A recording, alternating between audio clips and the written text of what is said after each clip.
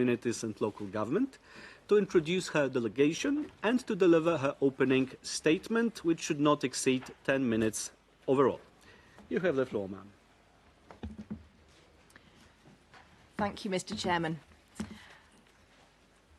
And thank you for the warm welcome today. We have a delegation today representing the UK government's departments and also the devolved governments in Northern Ireland, Scotland and Wales. The long-standing position of successive governments is that no one should have to endure racism, and we are fully committed to building a fairer country and taking the action needed to address racial inequalities. The UK has received many waves of migration from different parts of the world. This means that 18% of people are from ethnic minority backgrounds in England and Wales, 13% in Scotland, and 8.1% in Northern Ireland. And it is from this diversity that we draw our strength. In a recent global survey, 98% of people stated they are comfortable living next to people of a different race, which places us third globally. We are proud that the UK is one of the most welcoming and tolerant countries in the world. That puts into context some of the violent disorder we have seen across the UK in recent days. Those people inciting or participating in this violence will face the full force of the law. We have been heartened to see the much larger numbers of people protecting their communities, joining community cleanups and raising money for victims. They do our country proud. We know that racial inequalities do exist between different groups. And the UK's long-standing investment in data means we can target specific disparities and take effective action to address them. The previous UK government launched the Race Disparity Audit to consider how people of different ethnicities are treated across public services. It then launched the world-leading Ethnicity Facts and Figures website, which has been welcomed internationally for its open, data-driven approach. Since the last CERD monitoring period, successive governments have commissioned reviews of ethnic disparities, including race in the workplace, disproportionality in the criminal justice system, and detentions under the Mental Health Act. And the findings of these reviews has helped us take evidence-based actions to improve ethnic minority outcomes. The previous UK government's work is summarised in the Inclusive Britain strategy, published in 2022, which set out 74 actions designed to build a fairer and more inclusive society. The government published annual progress reports to the UK Parliament in 2023 and 2024. By the time of the second report, 62 of the 74 actions had been delivered, including guidance to help employers measure ethnicity pay gaps and campaigns to increase the proportion of judges, magistrates and police officers from an ethnic minority background. We are proud of the progress we have made since our last CERD review, but we remain humble about the scale of the task still required. A new UK government was elected last month, saying that tackling barriers to opportunity will be a priority and committing to several measures to root out racial inequalities. This includes the new government's intention to legislate to enshrine the full right to equal pay for ethnic minorities and to introduce mandatory ethnicity pay reporting for larger employers. As you will be aware, we are the United Kingdom of Great Britain and Northern Ireland. We are a union of nations comprising England, Northern Ireland, Scotland and Wales. While the UK is the sovereign state and is ultimately responsible for the whole country, several powers are devolved to the governments of Northern Ireland, Scotland and Wales, including in areas which cover equality issues.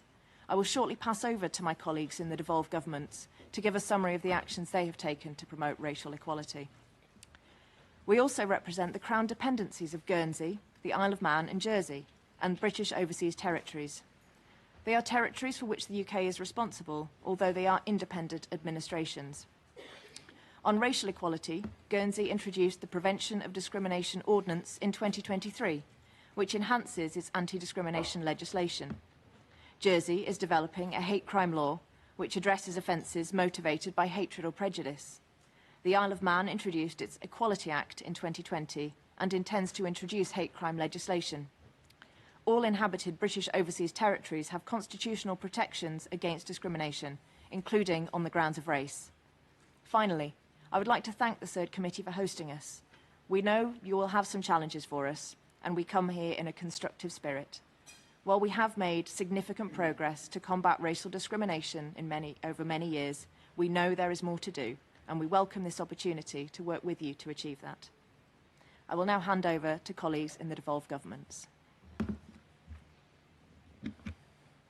Thank you. The Northern Ireland Executive remains committed to creating better, fairer and more just communities. As our minority ethnic population continues to grow, currently making up 8.1% of our population, we are determined to deliver against our racial equality commitments. The Racial Equality Strategy 2015 to 2025 established a framework for action by government departments covering all policy areas, including education, justice, health, employment and housing. We are committed to tackling racial inequalities, eradicating racism and promoting good race relations in Northern Ireland.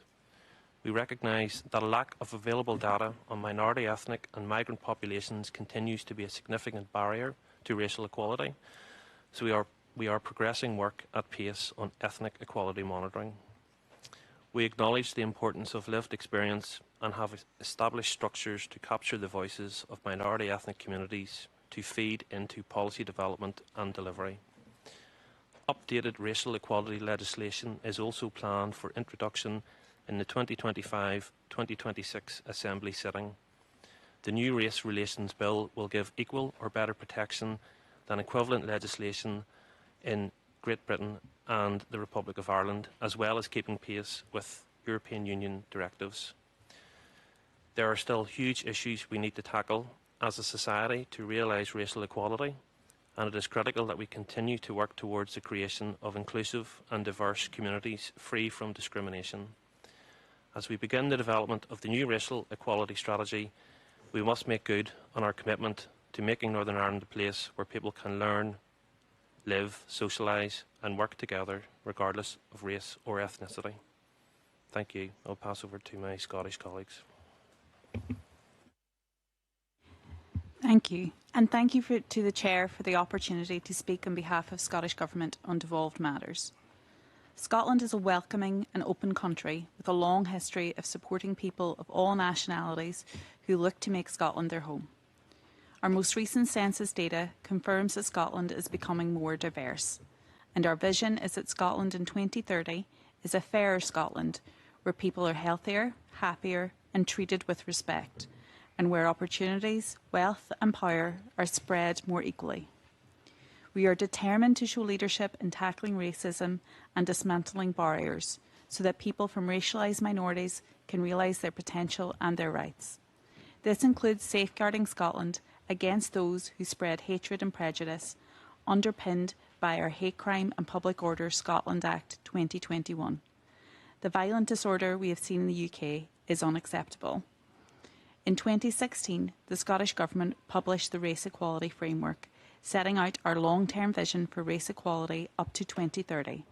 From 2017 to 2024, the Scottish Government distributed £16.2 million directly to organisations working on race equality issues. The Scottish Government published the Anti-Racism in Scotland Progress Review in 2023, which shows that while we have made progress in many areas, we know that racism persists in our communities, in our schools and in our workplaces. We will continue to work with partners across sectors to build a fairer Scotland, ensuring our evidence-based policies are founded in anti-racism principles and informed by the lived experience of communities. And I will now pass to my colleague in the Welsh Government. Thank you. My name is Amelia John. I'm Director of Communities and Social Justice in the Welsh Government. I will begin by saying the Welsh Government utterly condemns the racist and Islamophobic violence, criminality and intimidation we have seen over the recent period. Welsh Government recognises the deep inequalities that face Black, Asian and minority ethnic people in all spheres of life in Wales. We are wholly committed to tackling race disparities and creating an anti-racist Wales. This vision is set out in our Anti-Racist Wales Action Plan.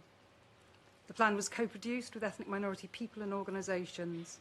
An external group of ethnic minority people and experts on anti-racism supports, challenges and holds accountable Welsh Government in the delivery of the plan. Our regional forums will facilitate direct engagement with ethnic minority people across Wales. The The plan seeks to deliver change across every area of government, including education, employment, housing and health. A robust measurement framework has been developed by our Race Disparity Evidence Unit so that we can evaluate change and measure impact. Whilst we've made some progress with the plan, there is still a long way to go. Delivering tangible change is essential to achieving the Welsh Government's goals and maintaining the trust of ethnic minority people across Wales. Thank you. I thank the head of delegation as well as other members of the delegation from the devolved governments for their statements. I will now give the floor to the three national human rights institutions of the UK for short statements. We will hear from the Equality and Human Rights Commission, from the Scottish Human Rights Commission, as well as the Northern Ireland Human Rights Commission. The last commission will present a video statement. So firstly, I'll give the floor to Mr. John Kirkpatrick, Chief Executive of the Equality and Human Rights Commission. You have the floor. Thank you, Mr. Chairman, for the opportunity to take the floor on behalf of the Equality and Human Rights Commission. We are an independent statutory body and an A-status national human rights institution with a mandate covering England and Wales and Scotland for matters reserved to the UK Parliament.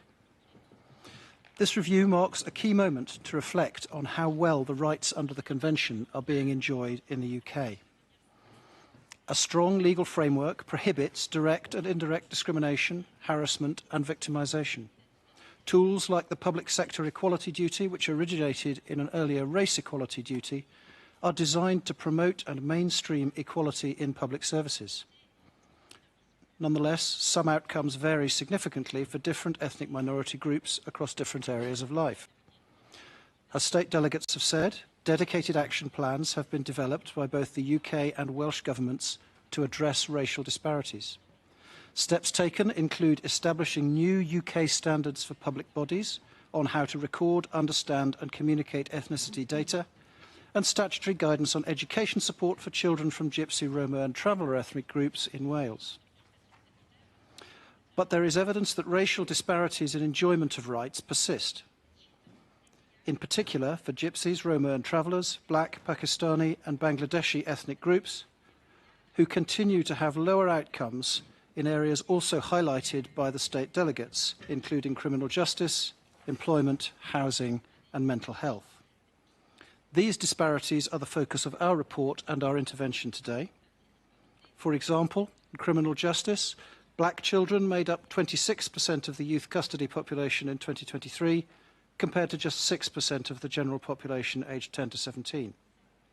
Black offenders and those of mixed ethnicity were also more likely to receive a custodial sentence by comparison with white offenders in the same time period. When qualification levels and geographical location are taken into account, workers from Pakistani and Bangladeshi ethnic groups have the largest pay gap when compared with workers from the white British population. Households headed by a person from the Bangladeshi ethnic group have the highest level of overcrowding compared with all households. People from Black ethnic groups in England are 3.5 times more likely than white people to be detained under the Mental Health Act. This review of UK progress should be a moment to consider solutions. The new UK government elected since we submitted our report has committed to act in some of these areas. As the UK's equalities regulator and one of the UK's national human rights institutions, we look forward to advising the administrations in the UK and Wales on their specific proposals to achieve racial equality in Britain. We ask that government ministers and officials look closely at our report and action our recommendations and those of the committee to ensure the full enjoyment of human rights by all in the UK. Thank you. Thank you, Mr. Kirkpatrick. And now I will give the floor to Ms. Eileen Dixon from the Scottish Human Rights Commission. You have the floor for 2 minutes. Thank you to the committee and to members of the government delegation for enabling the Scottish Human Rights Commission to make the following remarks. Since the last review by this committee, the Scottish Government has embraced the challenge to its institutions to become anti-racist. It is too soon to assess results. However, the Scottish Government's records suggest that there may be some challenges in converting principles into meaningful change. There is a need for more tangible, measurable and informed actions to progress Scotland's race equality framework. Issues with data, particularly concerning further marginalised groups of people in Scotland, have been long noted without effective improvement. Public institutions have worked to recognise and respond to how historic injustices perpetrated by the state continue to leave a legacy of inequality in the enjoyment of convention rights. In our meeting with the committee, we highlighted the forced assimilation of Gypsy travellers as an example of how such harms can manifest in outcomes today, and as an area where the Commission is currently undertaking work alongside communities. Immigration is a reserved matter. However, the Scottish Government has a commitment to supporting people who choose to make Scotland their home within the parameters of the Constitution. Measures such as no recourse to public funds conditions force many migrants into poverty or unsafe situations, and we encourage both governments to work together to end, and if not to end, to mitigate the harms of such policies. Incorporation of the Convention, as the Scottish Government has committed to doing, offers a real prospect of justice for individuals who experience violations of their rights, but also significant proactive culture change across the whole of the public sector. We are waiting for the Scottish Government to set out how it will ensure that the bill is effective and robust, including for people who experience racial discrimination in their rights. Finally, I was deeply struck by the words of one woman who spoke to us in our pre-report engagement. She told us, "We think from the way your government talks, the UK is where I will have rights. Then you get here and realise that there are no human rights, just black and white." I encourage members of the delegation and members of this committee to consider carefully these words over the next 2 days and in their follow-up to this review. Thank you. I thank Ms Dixon from the Scottish Human Rights Commission. And now the last statement of the National Human Rights Institution will be a video statement of Dr. Colin Cockey, Director of Policy of the Northern Ireland Human Rights Commission. I think we're ready to listen to the statement. On behalf of the Northern Ireland Human Rights Commission, thank you for the opportunity to address the committee today. Since the UK's last review, Northern Ireland was without a fully functioning executive for 2 significant periods, totalling 5 years. The recent reinstatement of our devolved institutions is welcomed. However, it does not guarantee that the outstanding issues relating to racial discrimination will be addressed. Further, the impact of the previous UK government's regressive measures regarding our domestic human rights framework is gravely concerning and needs to be remedied. In this context, we draw your attention to 3 issues. Firstly, the rights of migrants, refugees and people seeking asylum have been undermined. Piecemeal legislation in recent years has sought to restrict rights and deny access to the UK asylum process. We await clarity on how the new UK government will rectify the harm caused, and this must include the dismantling of the overarching legislative framework.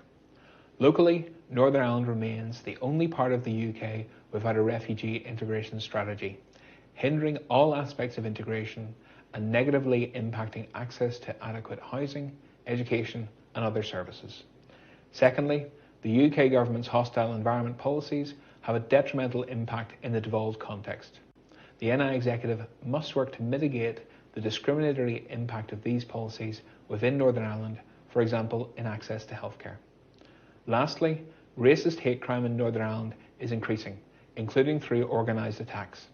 Northern Ireland lacks standalone legislation to tackle hate crime, and prosecutions remain low. There are worrying reports of paramilitary-affiliated individuals perpetrating racist intimidation to deter ethnic minorities from taking up housing in certain areas. Hate crime legislation and steps to address the effects of paramilitarism must be brought forward as a priority.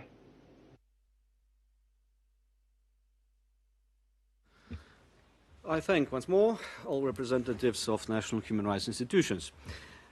Before moving ahead, I would like to quickly explain how we will proceed this afternoon. Our dialogue will take 3 hours. According to the methodology that delegation has received, the dialogue will be divided into 4 segments. And this afternoon we will focus on the following themes.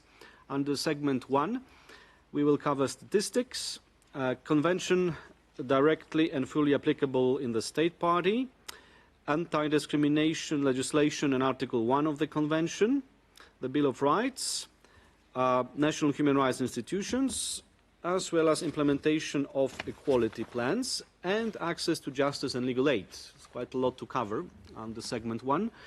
And under segment 2, we will talk about racist hate speech and hate crimes and about situation of migrants, asylum seekers, refugees and stateless persons.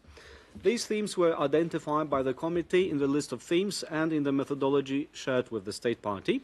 The first round of questions under segment 1 will last 40 minutes and will include questions from the country rapporteur, Mr. Kut, and co-rapporteur, Mr. Avrinaki, as well as responses from the delegation for 40 minutes in total. Afterwards, there will be an opportunity for follow-up questions from the country rapporteur and co-rapporteur, as well as other members of the committee, including the follow-up rapporteur, after which we will hear responses from the delegation. After a very short break, we will start segment 2, which will follow the same format as segment 1. I draw the attention of members and the delegation on the need for strict management of time. We have a timer on the screen that will help us manage our time in a more efficient way. Without further delay, I give the floor to the country rapporteur, Mr. Kut, and country co-rapporteur, Mr. Avrinaki, for their introductory remarks and questions. Mr. Kut, you have the floor. Thank you very much, Chair. Allow me to start by warmly welcome the delegation from the United Kingdom of Great Britain and Northern Ireland. Thank introductory remarks of the head of the delegation and representatives of the devolved governments, opening the way for a frank and hopefully constructive dialogue. I also thank the national human rights institutions, all three of them, the Equality and Human Rights Commission, the Northern Ireland Human Rights Commission, and the Scottish Human Rights Commission, as well as the numerous NGOs from which we had a lot of shadow reports, comments, and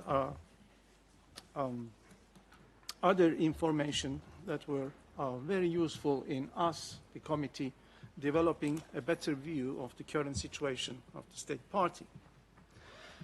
Now, dear colleagues, dear Chair, the previous concluding observations dated back to August 2016. At the time, the next periodic report was expected by April 2020, and an interim report on the follow-up was expected by August 2017. The periodic report was submitted late by 3 years, possibly due to COVID-19 pandemic, we want to believe.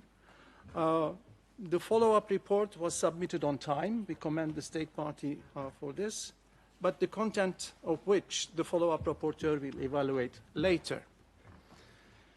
The Common Core document is updated in 2022 and contains a quite detailed set of statistics and other information that will help analyzing the situation in the UK. The committee commends the state party for also providing information on overseas territories and crown dependencies. Evaluating the situation, Mr. Chair, in relation to CERD compliance by the UK is a rather complicated task due to the complex administrative structure of the state party.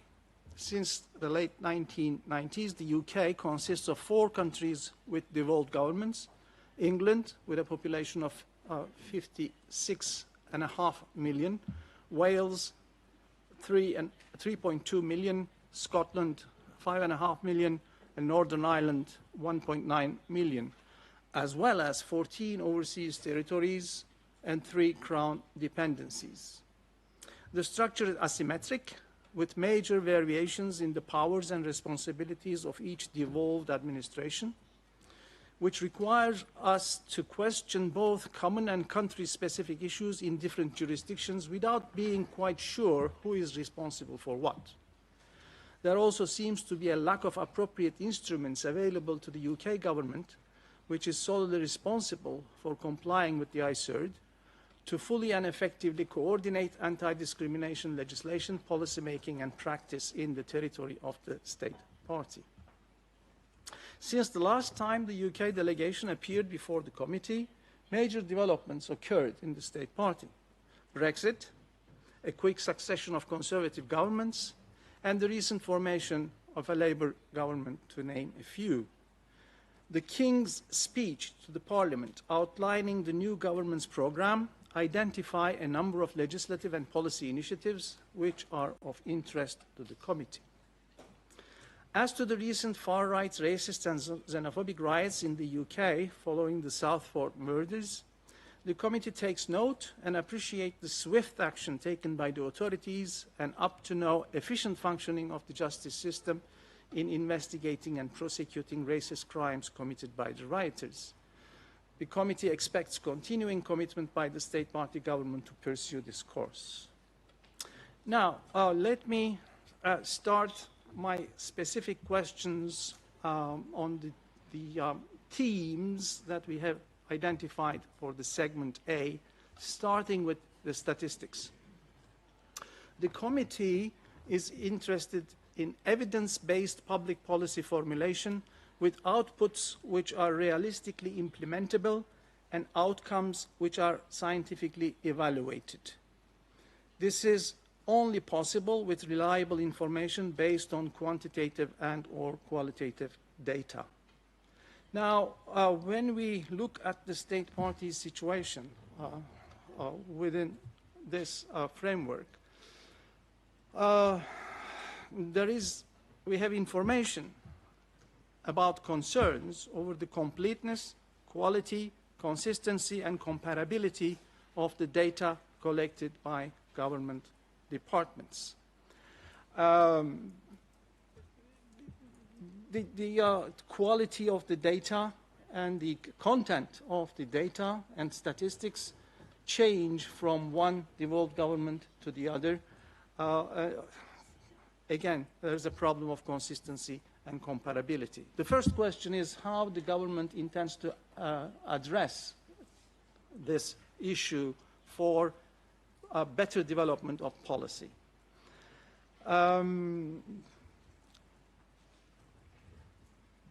The second theme is about the national human rights institutions.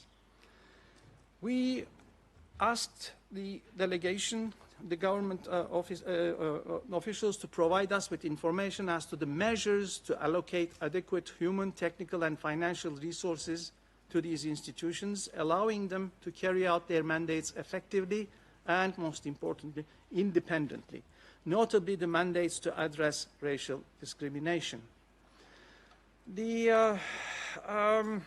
While the statutory duties and the complexity of issues faced by the national human rights institutions have grown since their creation, resources allocated to it, according to our information, have not grown commensurately and instead have diminished in real terms even further.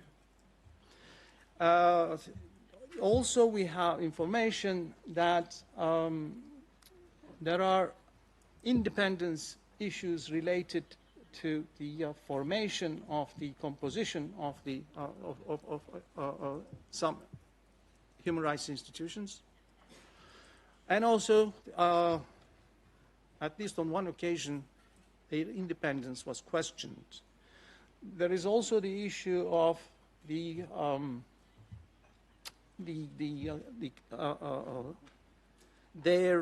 mandates, the extent of their mandates, whether in each and every case they cover the intended tasks and targets that are defined. Finally, the third issue that I'm going to raise before turning the floor to Ms. Stavrinaki, the implementation of equality plans. We are aware that the UK government's landmark Inclusive Britain Action Plan outlines 74 concrete cross-governmental actions to tackle racial and ethnic disparities. However, we also have received the information that in 2012, the government has taken the decision to make equality impact assessment discretionary, which makes these assessments non-mandatory in the United Kingdom. Is there any way that the delegation would clarify the situation as to whether there is a possibility in addressing this issue? In Wales, annual progress updates have been made for each plan, but neither has been accompanied by an impact measurement and monitoring framework, we learn.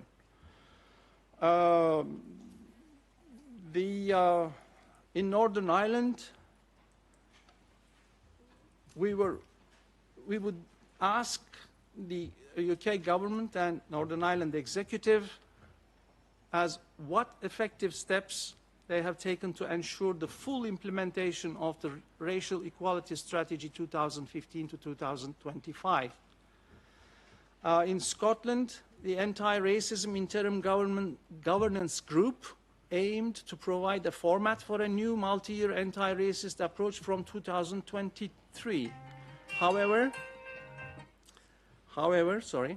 as of May 2024, no conclusions have yet been published and no update or replacement race equality action plan produced.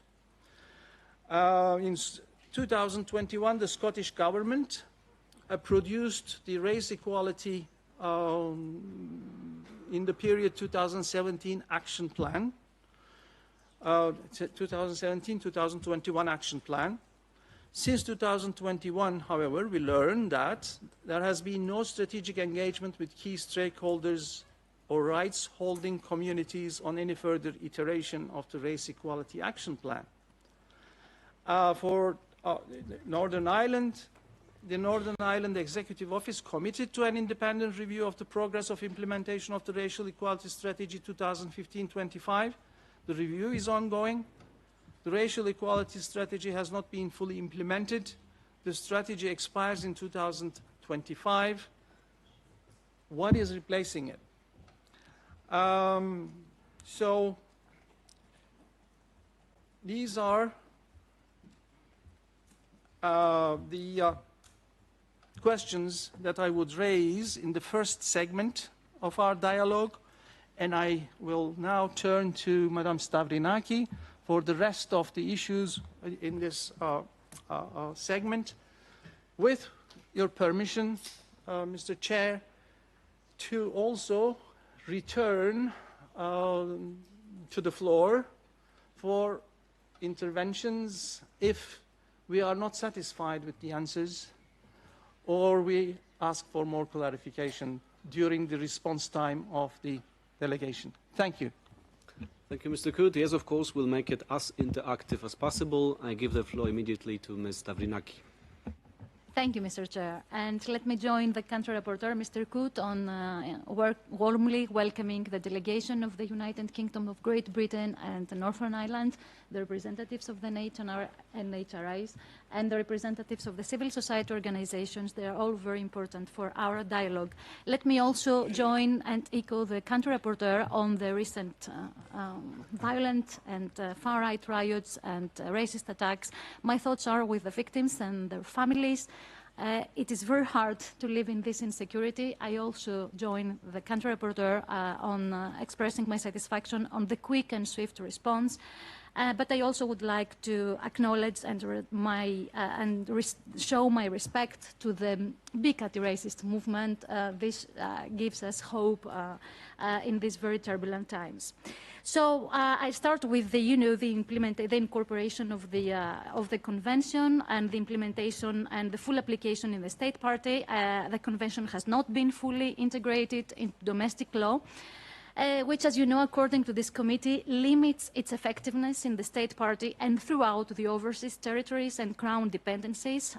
I think it's the best. I mean, there has not been another time that shows the need for the incorporation. I concur with the Scottish Government's assertion that directly incorporating the Convention will enhance accountability, raise awareness as to each specific ground of racial discrimination. The Welsh Government has also taken preliminary steps towards this goal, aiming to make more human rights enforceable at the domestic level. This is particularly relevant in Northern Ireland, where incorporating the CERD would support the no-diminution commitment. So the committee is interested in hearing more about each government's specific plans regarding this matter. I now pass to anti-discrimination legislation and the Article 1 of our convention. While noting the clarifications on anti-discrimination legislation in paragraphs 59 to 70 of the State Party's report, the committee would like to discuss the persisting gaps in the anti-discrimination legislation and its implementation. First, how will the State Party ensure the full implementation of the Equality Act 2010, on which we have heard a lot by, civil society organizations on the problems of its implementation.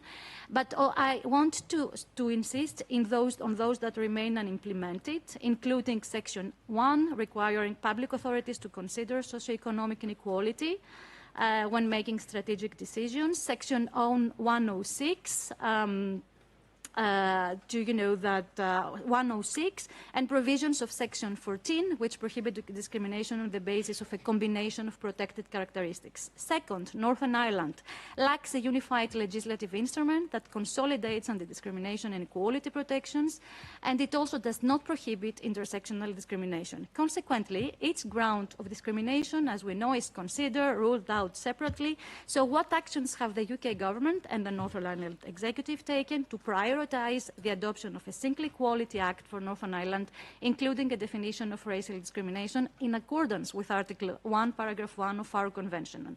Additionally, how do they plan to ensure that Northern Ireland's equality laws will be updated in line, with changes to comply with the Windsor framework, and also to address intersectional discrimination and other changes in recent EU equality law. Third, what measures have been taken to ensure that all overseas territories develop and adopt legislation? I heard in the opening statement, we heard about constitutional provisions, but we know that it's not enough because it's not easy to enforce a constitutional provision unless you have a specific legislation prohibiting racial discrimination, including by private parties. I now come to the Bill of Rights and the Human Rights Act. Although the UK government did not reform the Human Rights Act, a series of legislative measures and acts have weakened the legal framework for protecting human rights, particularly for those protected under Article 1 of our Convention, while concerns are also raised in relation to the Good Friday Agreement. Among these are the Illegal Migration Act, which I will discuss in greater detail later, and the Victims and Prisoners Act, which disapplies the European Convention in certain cases. On the other hand, the Welsh Government is currently considering introducing its own human rights bill, while no progress has been reported on the development of a Bill of Rights for Northern Ireland for the reasons we heard. What steps will the State Party take to review legislation in order to amend any laws and regulations, and also to repeal those laws that create or perpetuate racial discrimination, and to revive and support the consensus for developing the Bill of Rights in Northern Ireland?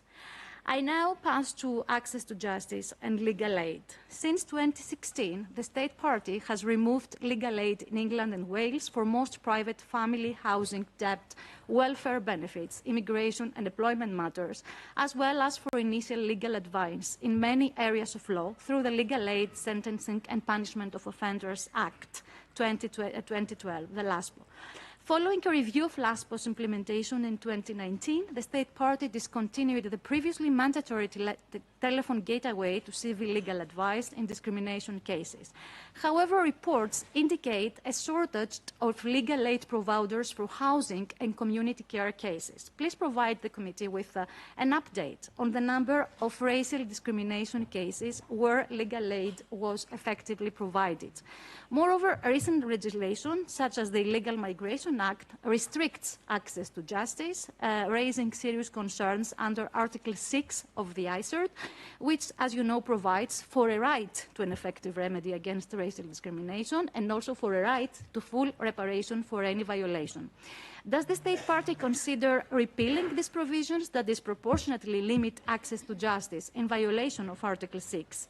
Additionally, does the state party plan to withdraw its interpretive declaration regarding Article 6, which considers reparation or satisfaction fulfilled if one or other of these forms of redress is made available and interprets satisfaction as including any form of redress effective to bring the discriminatory conduct to an end, although we know that Article 6 provides for full reparation. Please provide the committee with examples of measures of reparation in case of racial discrimination. And I made it in less than 10 minutes. Thank you very much. Yes, indeed. Thank you very much, Mr. Stavrinaki. Now, we have come to the end of the first round of questions. I now return to the floor to the delegation for responses, and then we'll follow a second round where all members of the committee will be allowed to ask questions. Now we'll hear from the delegation. You have 20 minutes, ma'am. Thank you very much, Mr. Kut and Mr. Stavrinaki, for those very thoughtful and in some cases rightfully challenging questions. Let me just explain how we are going to respond to this. We are going to group the questions. UK government colleagues will respond on relevant matters to them, and then we will invite colleagues from our Northern Irish, Scottish and Welsh governments to respond on the specific matters relating to them. First, let me address the question of the incorporation of the Convention in domestic law. As I think we have stated before, the UK runs what we call a dualist legal system, and that means that we incorporate our international human rights obligations through domestic legislation and associated initiatives.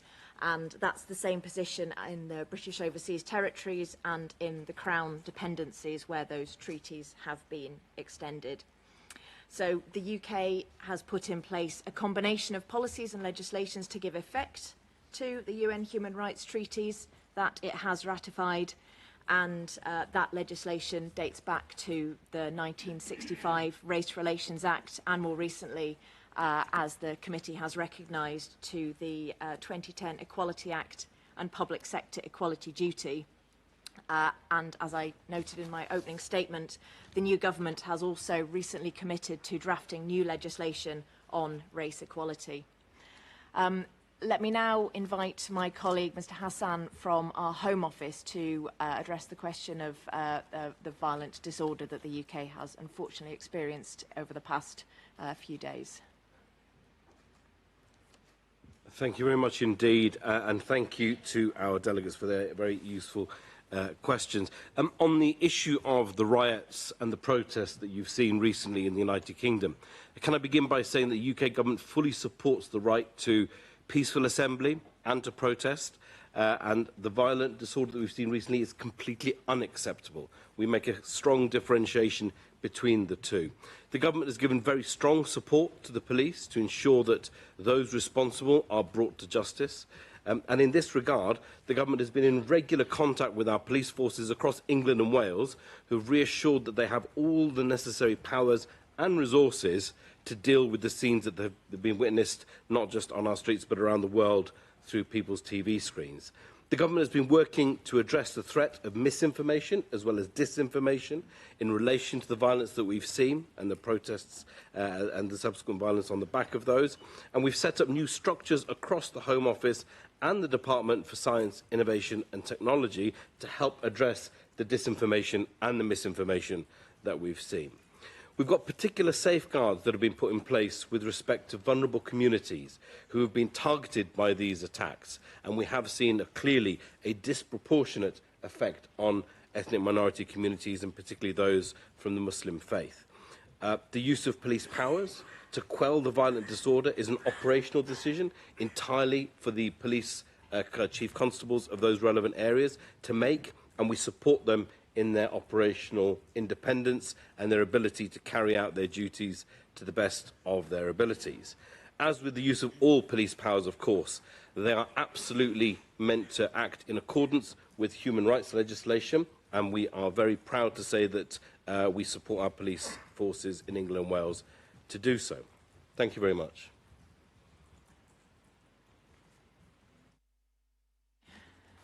Thank you, Mr. Hafiz. And I would now like to invite on the matter of statistics and national human rights institutions, Mr. Dominic Smales from our Cabinet Office to respond. Thank you. Thank you, Mr. Coot and Mr. Javinsky, for those very important questions. So, in terms of statistics, the UK government launched the Ethnicity Facts and Figures website in October 2017. The website is a world first and has been welcomed internationally for its open and data-driven approach. The website currently covers 150 different topics across education, healthcare, criminal justice and the economy. It publishes data by ethnicity, age, sex, geography and socioeconomic characteristics. Data quality is an important issue for the UK government, and in 2022 we consulted on new standards for government departments and other public bodies on how to record, understand and communicate ethnicity data. Consultation response and a revised set of data standards were published in April 2023. Turning to progress with Inclusive Britain, we published update reports to the UK Parliament in April 2023 and May 2024. And by the time of the second report, we delivered 62 of the 74 actions in that report.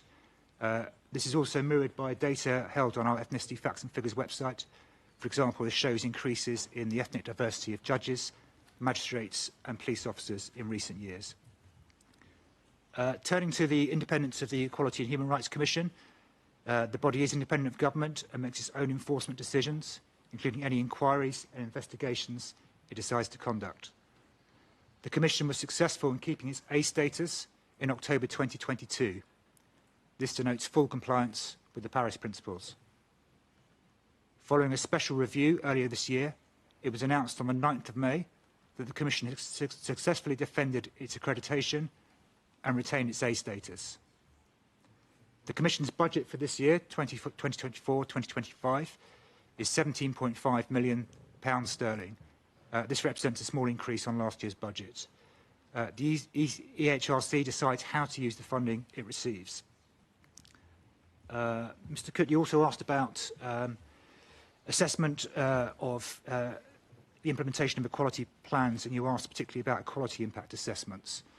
So public bodies are required to meet the public sector equality duty by having due regard to the need to advance equality of opportunity, promote good relations between groups, and eliminate discrimination, harassment and victimisation.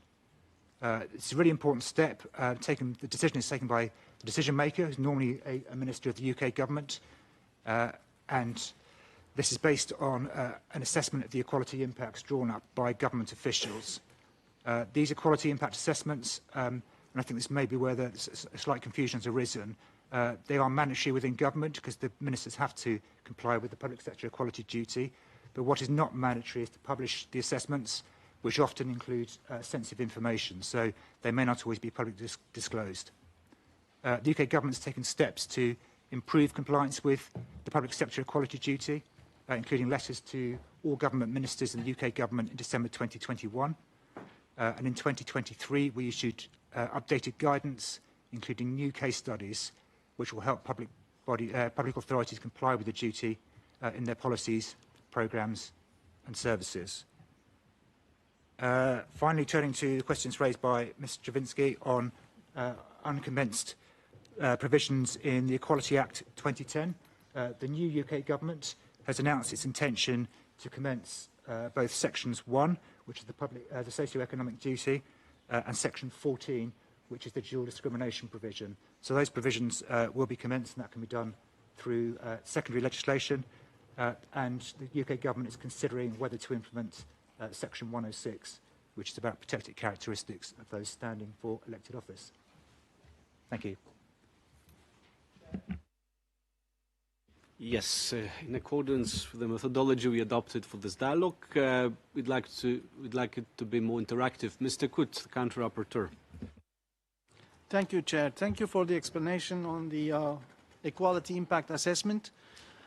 I need further information. You have said that what is made non-mandatory is not the assessment, but the publication of the assessment. Why? If you have made an assessment, why not make it public?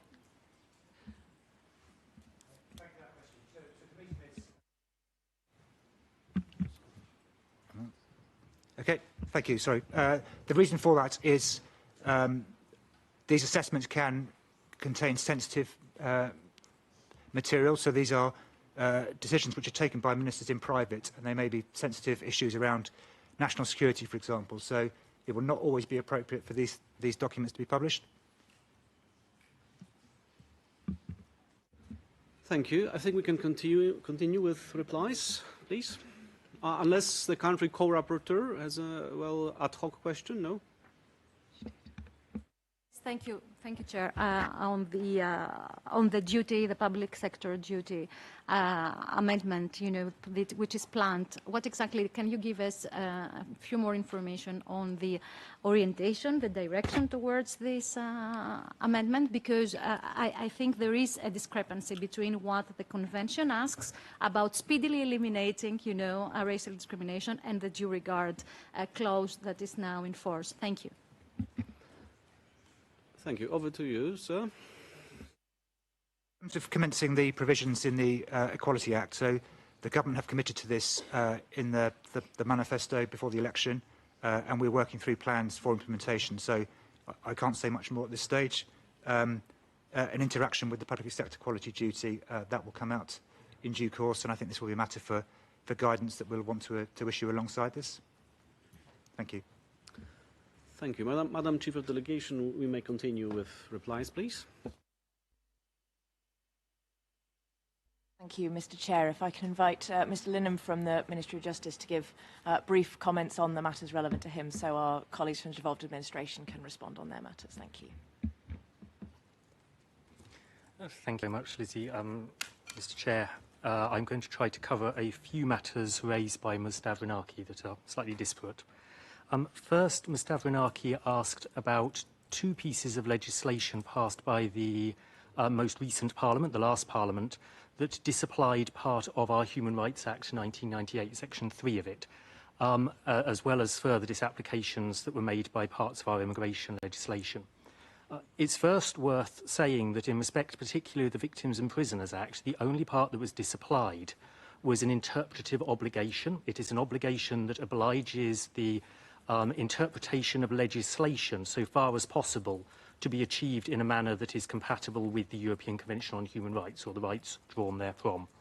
It isn't the full disapplication of human rights, if I can put it in those terms.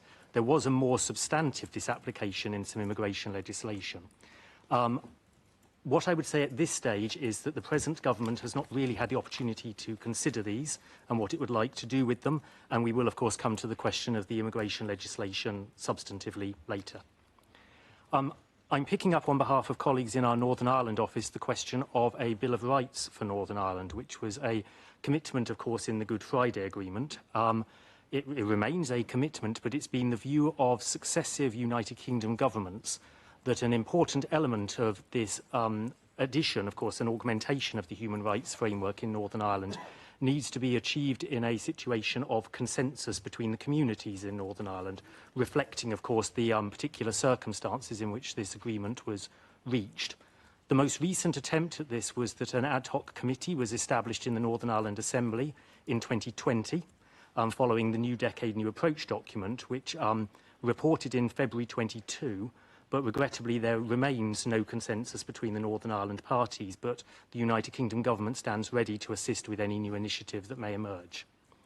I then turn to the subject of legal aid.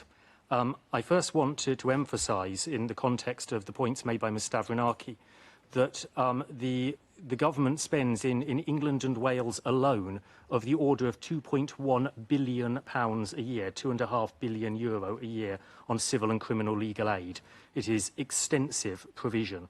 The challenge of things like the Legal Aid Sentencing and Prosecution of Offenders Act was to direct it to the areas where it is most important and most needed. In terms of the availability of legal aid and the availability of providers, we are well aware that the civil legal aid market is facing challenges, and we have been carefully considering evidence gathered over the past year on the state of the market, and we're keen to work closely with practitioners and their representative bodies to address it. I was also asked a very specific question, which I was hoping colleagues in London might have managed to get me the answer to quite yet, but they haven't, which was on the number of cases, discrimination cases, in which legal aid has been effectively provided. We are researching that information with the independent agency that deals with legal aid questions. I will come back to the committee perhaps later in the dialogue if I can source that answer. But I should emphasise that legal aid is broadly available for discrimination cases, including under the Equal Pay Act and the Equality Act 2010. And, of course, not just with questions of scope there, but also exceptional case funding may be available as well. So I will come back to that one later if I can, Chair. With that, I think I am passing to my colleagues from Northern Ireland. Thank you, and thank you, members, for the questions. I would like to cover a couple of areas that were raised specifically in relation to Northern Ireland. The Northern Ireland Executive recognises that public bodies, including government departments, need robust information to monitor inequalities, develop evidence-based policy and plan service delivery. The Racial Equality Strategy made a number of commitments, including to implement ethnic equality monitoring at pace in priority areas. Officials have conducted a comparison of data collection and reporting best practice in other jurisdictions to identify gaps in data collection and assess options for filling, including producing guidance for the public sector in line with harmonisation standards. Moving on to implementation of the Racial Equality Strategy and the independent review. Of the proposed 11 actions in the strategy, 8 have been completed, with the remaining 3 intended to continue throughout the lifetime of the strategy. In April 2023, the Executive Office commissioned an independent review of progress on the implementation of the strategy. The final report is under consideration, and the broad thematic findings can be extracted to inform engagement on the development of a new strategy. This process is due to commence next month and will be developed in partnership with the minority ethnic sector. Moving on finally to legislation and the non-diminution of rights. One of the actions of the strategy is to review the current Race Relations Northern Ireland Order 1997. Updated legislation to eliminate racial discrimination is planned for introduction in the 2025-2026 sitting of the Assembly. A consultation on over 50 potential changes to the current law was held last year. The report on the responses and feedback from the consultation has recently been published. It is intended that the new legislation will give at least, if not better, protection than equivalent legislation in GB and Ireland, as well as keeping pace with European Union directives. The changes proposed during the consultation process were developed to match those directives, with the intention of keeping pace with EU law as per our commitments under the Windsor framework. And finally, there is currently no agreement to bring forward a single Equality Act for this jurisdiction. Exploring the concept of a single equality bill was not within the remit of the review of the Race Relations Order. We will, however, continue to monitor new racial equality directives and changes in case law as the bill progresses, and will work closely with the Equality Commission for Northern Ireland to ensure compliance. Thank you. Hand over to Scottish colleagues. Thank you. I will cover off a number of issues in relation to devolved powers in Scottish Government. In relation to the Scottish Human Rights Commission, it is an independent public body and is not subject to the direction or control of Scottish ministers. It is responsible for decisions about how and where they allocate their funding, including resourcing their mandate in relation to racial discrimination. The SHRC is Scotland's independent national human rights institution with A status accreditation, meaning it is in full compliance with the Paris Principles. As a body in relation to funding, this is provided for by and through the Scottish Parliament. The Scottish Government has consulted on proposals for a new human rights bill for Scotland, including in relation to extending the powers of the SHRC to bring or intervene in civil proceedings under the bill, and in relation to an investigatory power which allows for accountability for systemic issues relating to the rights in the bill relating to civil matters. The Scottish Government will set out in their next steps for work on the bill in the programme for government in September of this year. In relation to equality's impact assessment, the current approach in Scottish Government is that EQIAs are mandatory for all new and revised policies and legislations where appropriate to demonstrate compliance with the public sector equality duty. These are also all published on the Scottish Government website. In relation to engagement at a strategic level and the next steps for the Race Equality Framework and Plan, in 2021 we published our immediate priorities plan for race equality in Scotland, which was a follow-up to our Race Equality Action Plan 2017 to 21. This outlined our continuing support to fulfil the visions and goals of the Race Equality Framework for Scotland 2016 to 2030 and ensure a fair, equal and anti-racist recovery for minority ethnic people in Scotland. The immediate priorities plan ran until the end of March 2023. We have gathered updates and identified where work is complete, ongoing or is yet to commence, and this is reported on in our new Anti-Racism Progress Review. A short-term anti-racism interim governance group to develop national anti-racism infrastructure was established in April 2022 to make recommendations in the establishment of an anti-racism observatory, and procurement is underway for this work. In ensuring our commitment to the strategy is founded on anti-racism principles, we are considering next steps for progress of the race equality framework up to 2030, and a stakeholder event is planned in September of this year, bringing together a range of stakeholders. I will pass to my colleagues in the Welsh Government.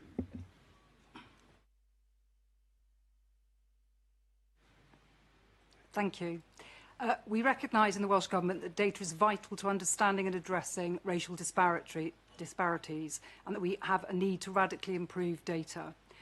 As a result, the Welsh Government has established 3 distinct evidence units with a key focus on improving granularity, quality and accessibility of data, and that includes a race disparity evidence unit with a strong focus on intersectionality. The unit is developing a framework that sets out how to measure and evaluate the impact of the Anti-Racist Wales Action Plan across the Welsh Government and wider public sector, and that's about to be published in the autumn. Improving the quality and granularity of ethnicity data collection and building research capacity must include working with people with lived experience, and we have several research projects looking at that. Turning then to implementation of equality plans, the 2022-23 RWAP Anti-Racist Wales Action Plan annual report shows the impact of the plan is not yet as apparent in the lived experience of Black, Asian and minority ethnic people as we would want. However, there has been significant structural foundations laid. For example, the accountability structure around the plan places lived experience at the heart of policy and government, with our external accountability group, with 11 diversity representatives and 8 experts holding government to account. Also, our regional forums will add a further layer of monitoring and accountability as they link directly to grassroots ethnic minority communities and individuals impacted by policy changes. Can I turn lastly to the equality impact assessment process? We have, with Welsh Government public sector equalities duties and regulations, a duty to both undertake equality impact assessment and to publish, but we absolutely recognise the need to improve the equality impact assessment process. We do it as part of an integrated impact assessment and gathering together a range of impact assessments, but we recognise that improvements are needed. To that end, we are developing a revised equality impact assessment process that will contribute to policy decisions which mitigate against discrimination and promote equality of outcome. And that will obviously cover the full range of protected characteristics, including, of course, race equality and Black, Asian and minority ethnic people and the impact upon them. And a training package for Welsh Government staff is also being developed. We have a training package, but it is being renewed, refreshed and developed alongside the new equality impact assessment process. Thank you very much. I thank the delegation for the replies, and now we will move immediately to the second round, in which follow-up questions by the country rapporteurs and other members of the committee may be asked. Some members have already expressed, I see your flag, Mr. Amir, but and others. May I ask the Secretariat to take note of the request for the floor? There are plenty, but first, as usual, we ask the country rapporteurs if they have follow-up questions. Mr. Kut, Ms. Stavrinaki. Mr. Kut has no follow-up questions. Ms. Stavrinaki? Yes, thank you, Mr. Chair. And I'm tempted as an international lawyer, you know, to discuss the dualist legal system, but in the interest of the time, I will not do it.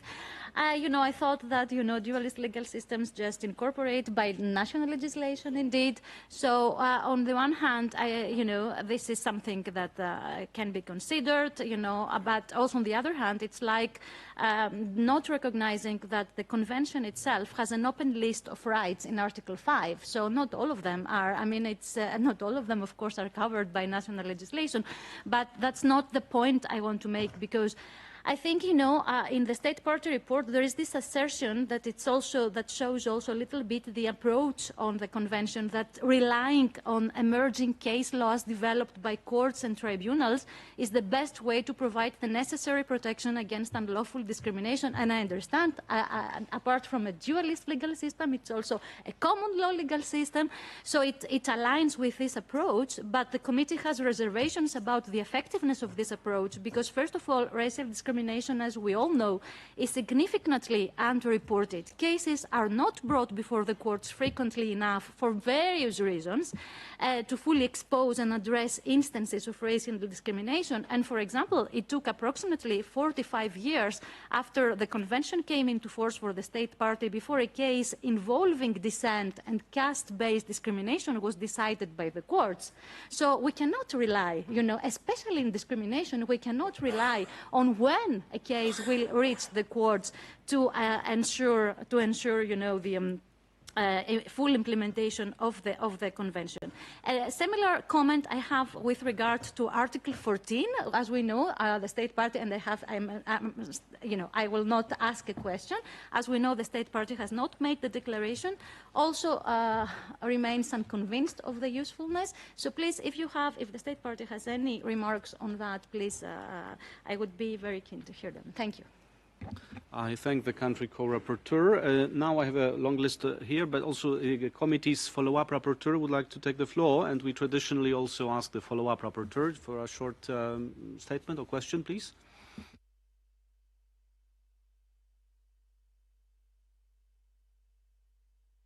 Thank you, Chairperson. Let me join my colleagues in warmly welcoming the delegation, and together with representatives of national human rights institutions and civil society organizations.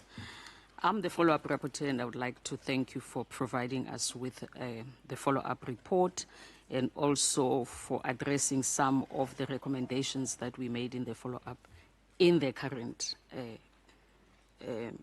report that we are reviewing, and also addressing paragraphs of particular importance, the recommendations that we made therein. I just want to follow up on the two questions, one raised by Mr. Kut regarding the publication of stats and why you can't publish them. And the question that I have is, have you considered redacting the sensitive information that you are talking about and then publishing the rest of the report? I want a response to that.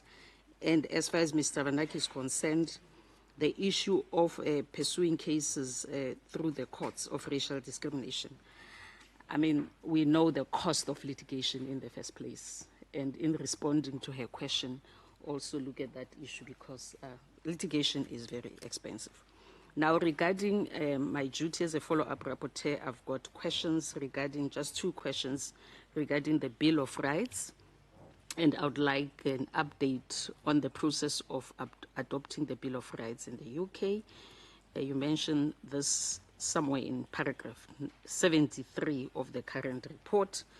And also in Scotland, can you also provide us with information on consultations on the Scottish Human Rights Bill that you mentioned in paragraph 84 of the current report? Those are my two questions. Thank you very much, Chair.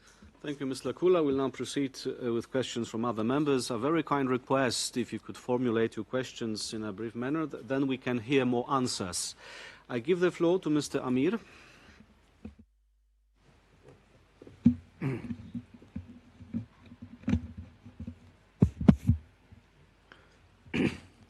Mr. Chair, thank you for giving me the words. First of all, my lady, madam, you have taken a floor in the name of Great Britain, and I'm really happy about all your words you said regarding the right of human beings. I wanted to have the word just to express two ideas, if you accord me to say so. One, England today is the father of Cromwell. Cromwell was the man who brought in democracy in England. No, perhaps many people do not know that Cromwell has created democracy. He stopped the rule of monarchy, and monarchy has come after Cromwell. So there is much to say on democracy just because of Cromwell. And the second point I wanted to tell you about, madam, and it's a question of Palestine, yes. Why? Because England has been invited by Conseil de Tutelle about the right of self-determination to be granted to Palestinian people at the time, and it has never been done. England was mandated by the Conseil de Tutelle to organize a right of self-determination for Palestine after, but it didn't happen. Until now, they have no right of determination, and they are despairing today in the world of ours. Why? Because a mistake has been done by Great Britain at that time. It has been given to organize a self-determination for Palestine, but they didn't do it. I would like, madam, I would like to invite you, if possible, to invite Great Britain to recognize the historical mistake Great Britain did at the time. And it would be a good thing. But after that time, what happened. Colonialism has become a rule in the world. Anyway, these are 2 points I wanted to tell you about. Cromwell and the right of Palestinians to self-determination, which has been refused to Palestine in 1948. Mr. Chair. Thank you. Thank you very much, Mr. Amir. Next speaker will be Ms. Shepherd, please.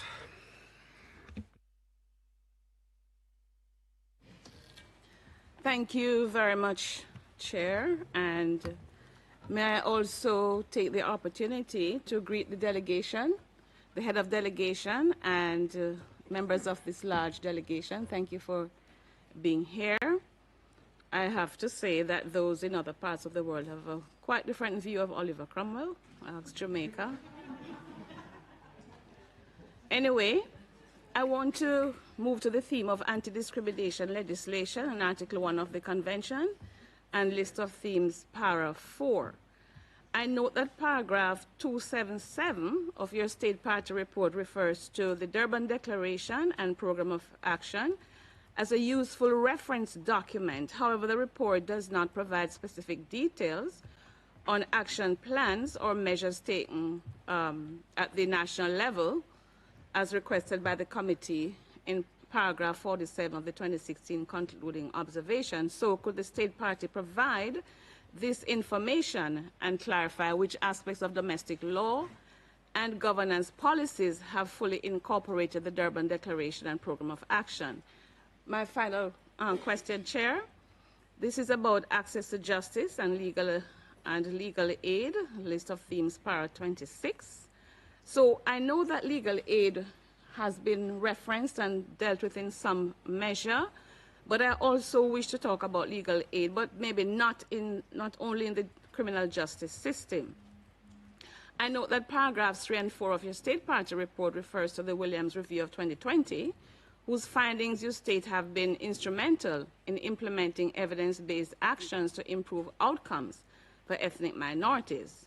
Paragraph 39 of the 2016 concluding observations recommended that the state party should also ensure that individuals held in immigration detention facilities have effective access to justice, including legal aid. So how successful has the state party been in providing such legal aid to those in immigration and the detention centers? And has the state party also taken measures to ensure that the Windrush generation and their descendants impacted by the Windrush scandal have sufficient access to legal aid to secure justice? Thank you, Chair. Thank you, Ms. Shepherd. Ms. Senema, please.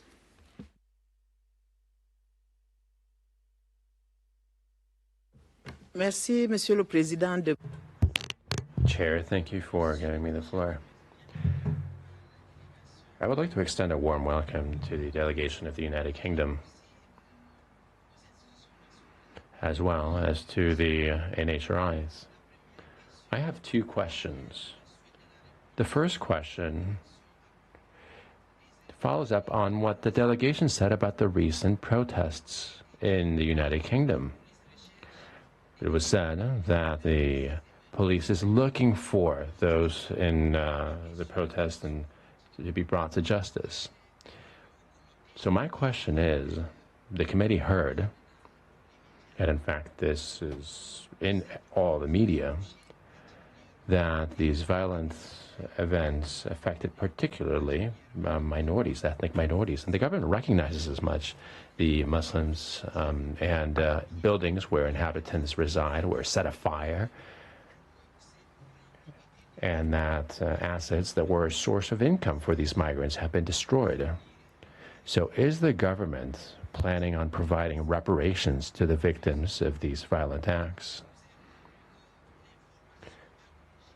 And we have even heard that the information that led to these protests was fake news. I said I had a second question, but it's actually an appeal. I come from a country, a region, that uses the common law, which was handed down to us from England. And we know that that is a casuistic system, and jurisprudence plays a key role in that system. And I would like to urge the delegation, because in fact one of the members said that the capital is going to furnish information. So I would like to have information on the legal rulings in cases of racial discrimination. Thank you. Mrs. Senema. Now we move to the next speaker, Mr. Yuan. 2 minutes, please. Mr. Chair. Mr. Chair, since it's the first time I'm intervening, I would also like to extend my welcome to the delegation. Mr. Chair, I'd like to address a question to the representative of the Ministry of Justice on legal aid. We've been told that England and Wales, you spend a humongous sum of 2.5 billion pounds sterling per year, euro, Oh, okay. Well, anyway, I'm a bit at a loss why you use euro here. But anyway, okay, 2.1 billion pounds sterling per year on legal aid.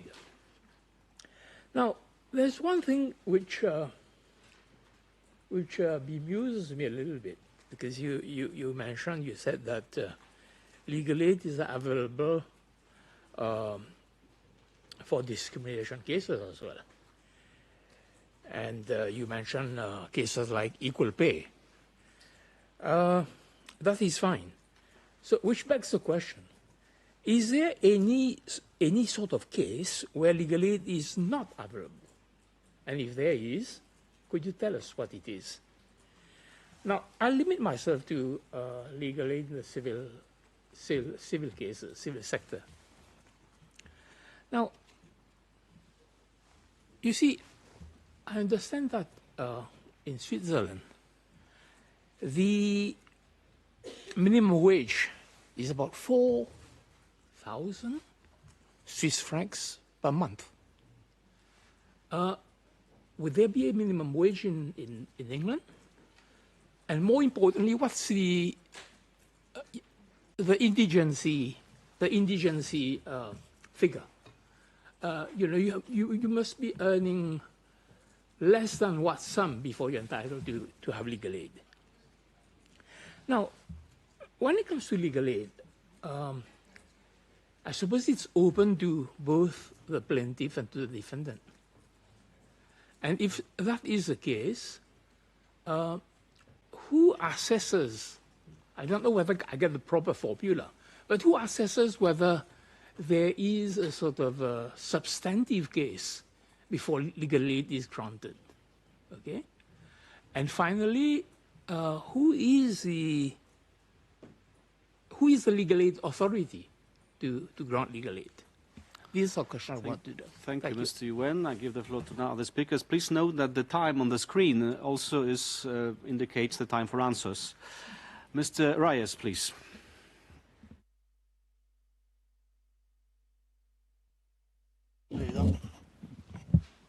Je souhaite, comme tous les collègues, Like my colleagues, I too would like to extend a warm welcome to the delegation.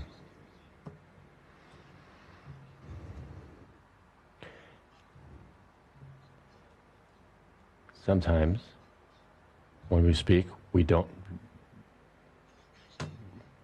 waste our words, because language is to communicate. Sometimes language can be misused, but intentions need to be clear and positive.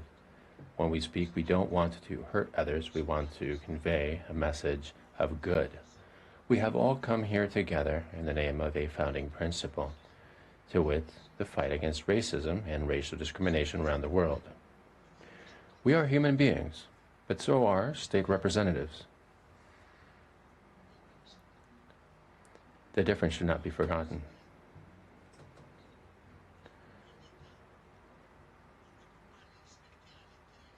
A state cannot be examined from within because it has its own police, its own intelligence service, its own ways of covering things up.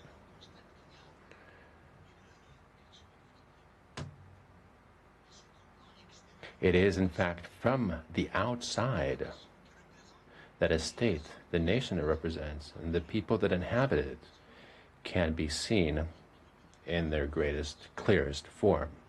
Which leads me to my questions. With what rationale, what principle can Great Britain continue to have a position against Arabs and Muslims? I would like to know why that animosity. When time came to fight in Libya, to crush the Palestinians, I want to know why. Answer me as honestly as possible, please. We are among human beings here. Perhaps I am frustrated as I say this, but this is something that I think I need to say. had another question. I don't know if I have enough time. Should I stop? I have 2 more questions. I have 1 or 2 more questions. You stopped me the other day. No, Mr. Hayes, I understand that. We have another segment, and you'll be allowed to ask further questions. Apologies, but we need to speed up a bit. There will be a segment 2 and also room for more questions. I have 2 more speakers, Mr. Guan and Mr. Diaby. Mr. Guan, please. Thank you, Mr. Chairman. Also, I join the other members of the committee to warmly welcome the UK delegation to the committee. And because I heard just now, one member of the UK delegation talked about the riot that happened in the UK recently, but he called it disorder. So I want to know that this is a proper time for me for raise 2 questions in this on this issue, or it is second segment that we still have the time to talk about the hate speech or others. So as to the case, so I will raise the question in the second segment. I thank you, Mr. Chairman. I heard your answers. Thank you. Thank you, Mr. Guan. And the last speaker in this round is Mr. Diaby. 2 minutes, please. Monsieur le Président. Thank you, Chair. Like my colleagues, I too would like to take a moment to thank the delegation for being here and for the information they have already provided, and for this noteworthy team of Mr. Coote and Madam Stavrinaki for a very detailed report. Chair, I go back to a question raised by Madam Shepherd, and I would like to ask the delegation, what were the provisions of the implementation for the Plan of Action of Durban that led this state party to adopt a law that would acknowledge its participation in transatlantic trafficking? In transatlantic human trafficking is recognized as a crime against humanity. It had a role in slavery and colonization. Thank you. I thank my colleagues for their efforts to be brief. We have some tough choices ahead because I'm sure all questions were well noted. Now, as regards providing answers, it might be a challenge. It's not the first time in this committee. Let's allocate 5 more minutes, please, to the delegation. And Madam Head of Delegation, please do what you can. If some answers are parked for the next segment, so be it. But it's up to you how you divide your time, and let's do what we can. Over to you. Thank you very much, Mr. Chair, and for all of the committee for your questions and comments. I will first invite my colleague from the Scottish Government to speak on matters relating to them, particularly the question on the Scottish Human Rights Bill. Then my colleague, Mr. Smales, from Cabinet Office, relating to statistics and the Equality Impact Assessment, and then we will move on from there. Thank you. In relation to the Human Rights Bill in the Scottish Government consulted on proposals for such a bill in 2023, and this did involve incorporation of the International Convention on the Elimination of All Forms of Racial Discrimination within the limits of the Scottish Parliament's devolved competency. As part of the forthcoming programme for government, the Scottish Government is currently determining its legislative priorities for the remainder of the parliamentary session, and we will provide an update on the bill in due course. The Scottish Government previously committed to introducing the Human Rights Bill in the 2023-2024 parliamentary year and consulted on these proposals in summer 23. Given the recent change in First Minister and the recent UK pre-election period, the Scottish Government is considering its legislative priorities for the remainder of the parliamentary session. The bill proposes including incorporation of the International Convention on the Elimination of All Forms of Racial Discrimination alongside the International Covenant on Economic, Social and Cultural Rights, the Convention of the Elimination of All Forms of Discrimination against Women, and the Convention of the Rights of Persons with Disabilities into Scots law within the limits of devolved competency. The Scottish Government is mindful of how its approach to equality and non-discrimination interacts with reserved areas and complementary pieces of legislation, such as the UK Equality Act 2010. Scottish Government officials continue to work with UK Government counterparts to navigate these interactions and enhance equality and non-discrimination in Scotland in all our work. Thank you.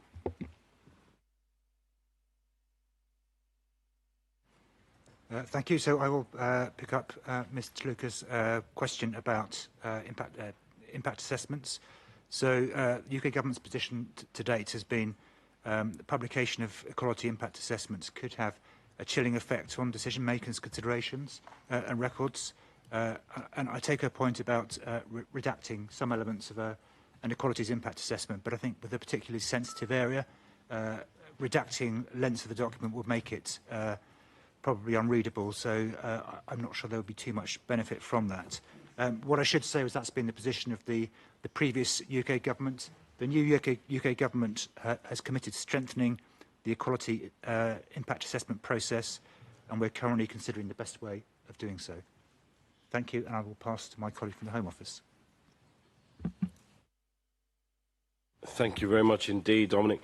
Can I thank the committee for their questions on this subject again, because I think it's incredibly important at the moment as what we're seeing in our communities.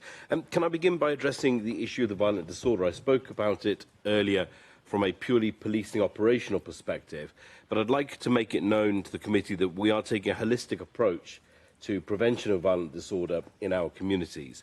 That means that there is a policing response, there is an education response, there is a community cohesion response, there is a local authority response.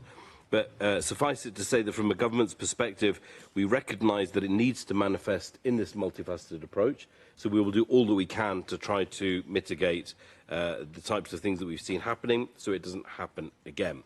I'd like to also point out that on the issue of compensation for businesses who may have been affected.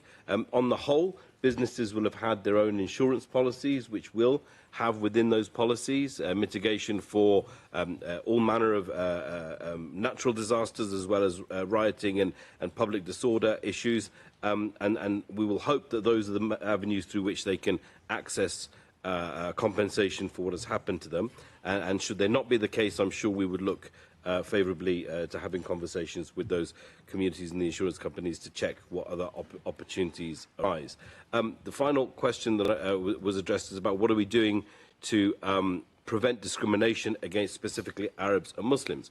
I think it's okay for me to say that within our society we want to stamp out all forms of discrimination, not just against Arabs and Muslims, but all ethnic minorities, all people of protected characteristics and non-protected characteristics, to make our society as open-minded and equal and diverse and inclusive as possible, and I'll underline the word inclusive.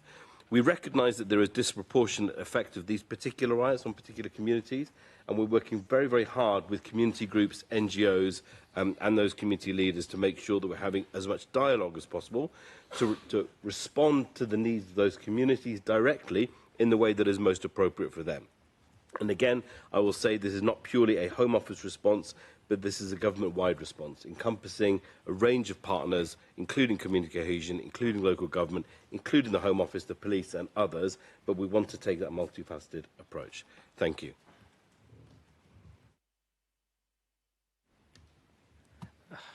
Gosh, Mr. Chairman, I've got a list to deal with here. Let me see what I can do. Thank you. Ms. Tlaluka asked about the progress on a Bill of Rights for the United Kingdom. The short answer I can give is there is none.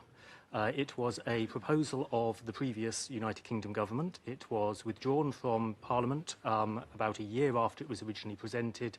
The present government has expressed no intention of returning to the idea. Very simple. So the Human Rights Act 1998, I should be clear, therefore remains the framework by which the rights drawn from the European Convention on Human Rights are enforceable in our law. Legal aid. I will stick to pounds entirely this time. I was trying to be helpful by converting to euro. I was not assuming people would necessarily know the exchange rate, but I will stick to pounds. So first, let me try to explain the system in very brief terms. The way it works is that there are certain subject areas that are within the scope of legal aid, and that is the first test one has to pass. Off the top of my head, I think there's 11 different areas in scope, and I will come back to immigration in particular in a minute, as that was a specific question elsewhere. If you have established that your case is within scope, then the next two questions are, do you meet the means threshold? In other words, are you below the level of income and assets at which legal aid is provided? And are the merits of your case adjudged sufficiently strong to justify the awarding of legal aid? So it is those three steps, except something which I'll come to in a minute.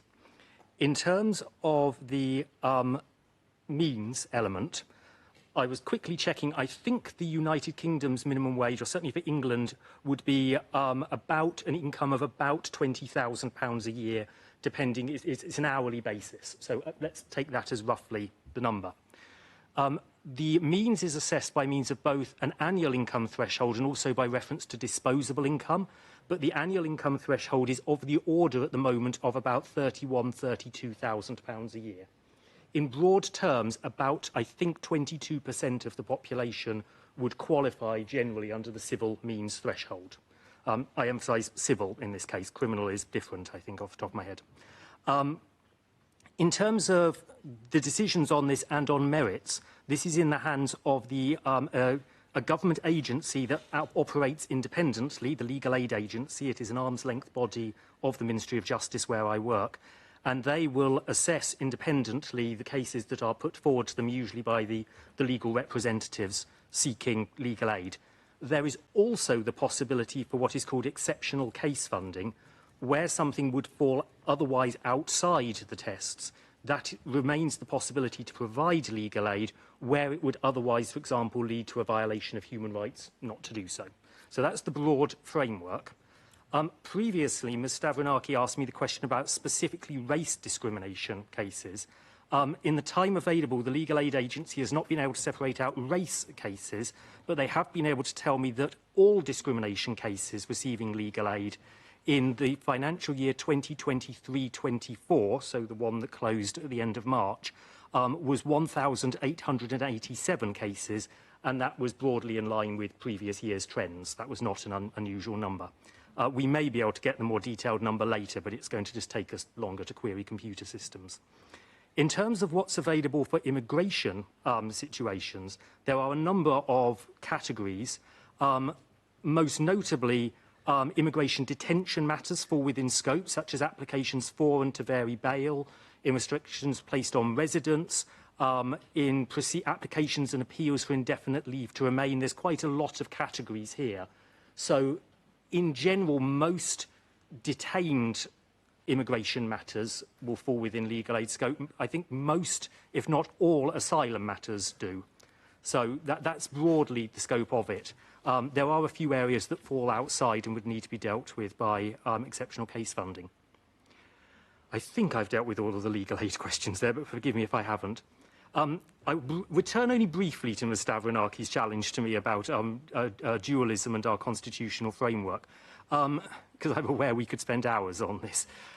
What I would say is the approach of the United Kingdom is we generally don't, at the United Kingdom level, have a system of constitutionalised rights. We famously, of course, don't have a written constitution, a written codified constitution. Our constitution is made up of a framework of rights that have often been acquired by long user or acquired by judicial decision over a long period of time. It is, as we found indeed with the introduction of the Human Rights Act 1998, quite a departure from that to set a framework of posited rights in our law. And of course, in creating posited rights in our law, we always have to be careful not to extinguish or alter as unintentionally any rights that are already there. So in broad terms, and of course that is worth saying, that is a distinction to the devolved context, where of course the powers are derived from a specific legislative instrument and already by definition within that instrument defined and limited by reference to human rights standards. So that's why there is a distinction in context between, say, the context of Scotland and the context of the whole United Kingdom. I can continue that debate for hours, but I will not bore the committee here, probably is the best way of putting it. Finally, Mr Chairman, there was a question in the earlier batch of questions, which we've just been trying to work out. I think it was Ms Stavronaki's, asked about, I think, our interpretative declaration to Article 6. We can't quite see what the point Mr Avranaki was wanting us to answer on that is. I wouldn't necessarily promise to be able to answer it immediately now, even if I did, but perhaps it would be possible just to have a clarification on that one, please. I think, if you'll forgive me, I dealt with everything that I should deal with, and I believe I'm passing to my colleague, I think, from the delegation here, but forgive me, I am, yes.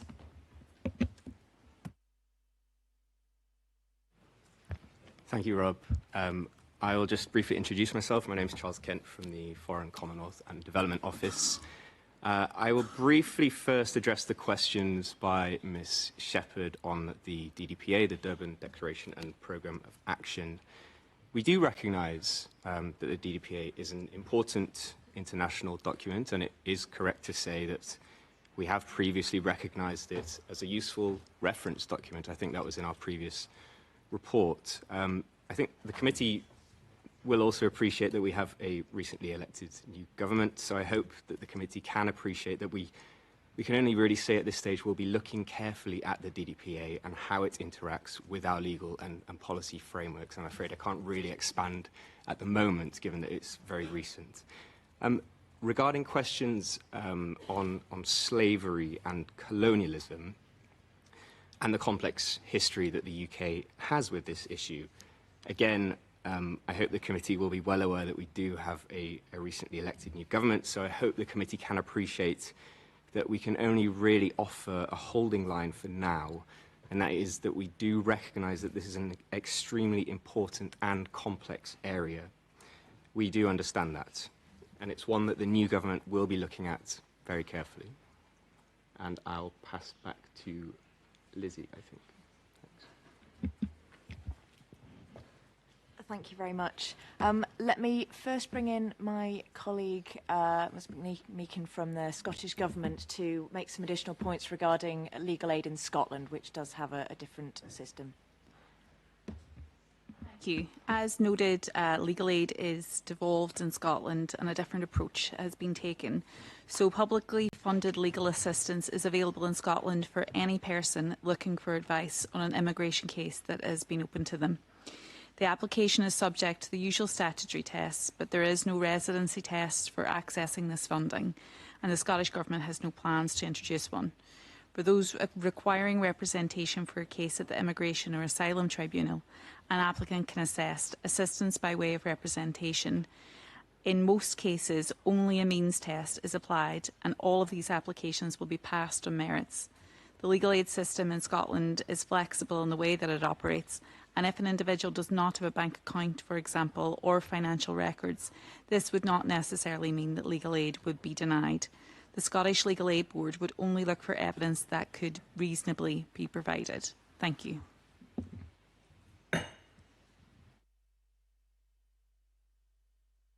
Just to address a couple of final points regarding the questions on the disorder and riots. If I can invite my colleague from the Northern Ireland Assembly to speak about the compensation and address that question there specifically. In relation to damage to business premises caused during recent riots in Northern Ireland, those affected can apply to the criminal damage compensation scheme operated by the Department of Justice. Information about the scheme has been passed to all of those affected, and in Belfast the local authority are considering support to encourage those businesses that were destroyed to potentially re-establish their premises, potentially somewhere else in the city, so that they're not lost to the local economy. Thank you. Thank you. And I have one additional point to the response from Mr. Hafiz about the response to the disorder in the UK, which was that just to note that victims of criminal damage or loss of property as the result of a riot of the sort we have seen in some places in England in particular may be eligible for compensation of up to £1 million under the Riot Compensation Act, and they would need to report that crime to the local police force in the first instance, who would provide further details. As Mr. Hafiz commented, those with insurance we would expect to claim via their insurance company first. Just wanted to make sure we had a complete answer there. Thank you. You still have 1 full minute. But maybe it's a good idea to break now for a really short break, because we've got very interesting issues under segment 2 as well. Let me recall you: racist hate speech and hate crimes, situation of migrants, asylum seekers, refugees, stateless persons. So why don't we break for maximum 7 minutes, and I intend to resume in 7 minutes. So please don't go away. So 7 minutes break.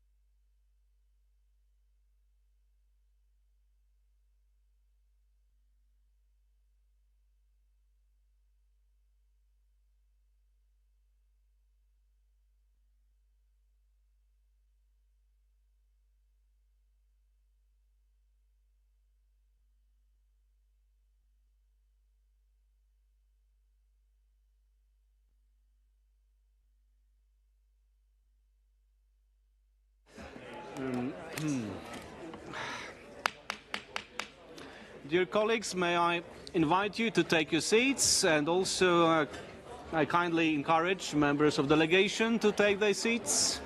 We are about to resume this afternoon session. Kindly take your seats. In a moment we will proceed with segment 2, and I believe we are almost ready to do so. So given that we have 67 minutes left of this afternoon's dialogue, let's not waste time. And we will now proceed immediately with the second segment, which will follow the same format.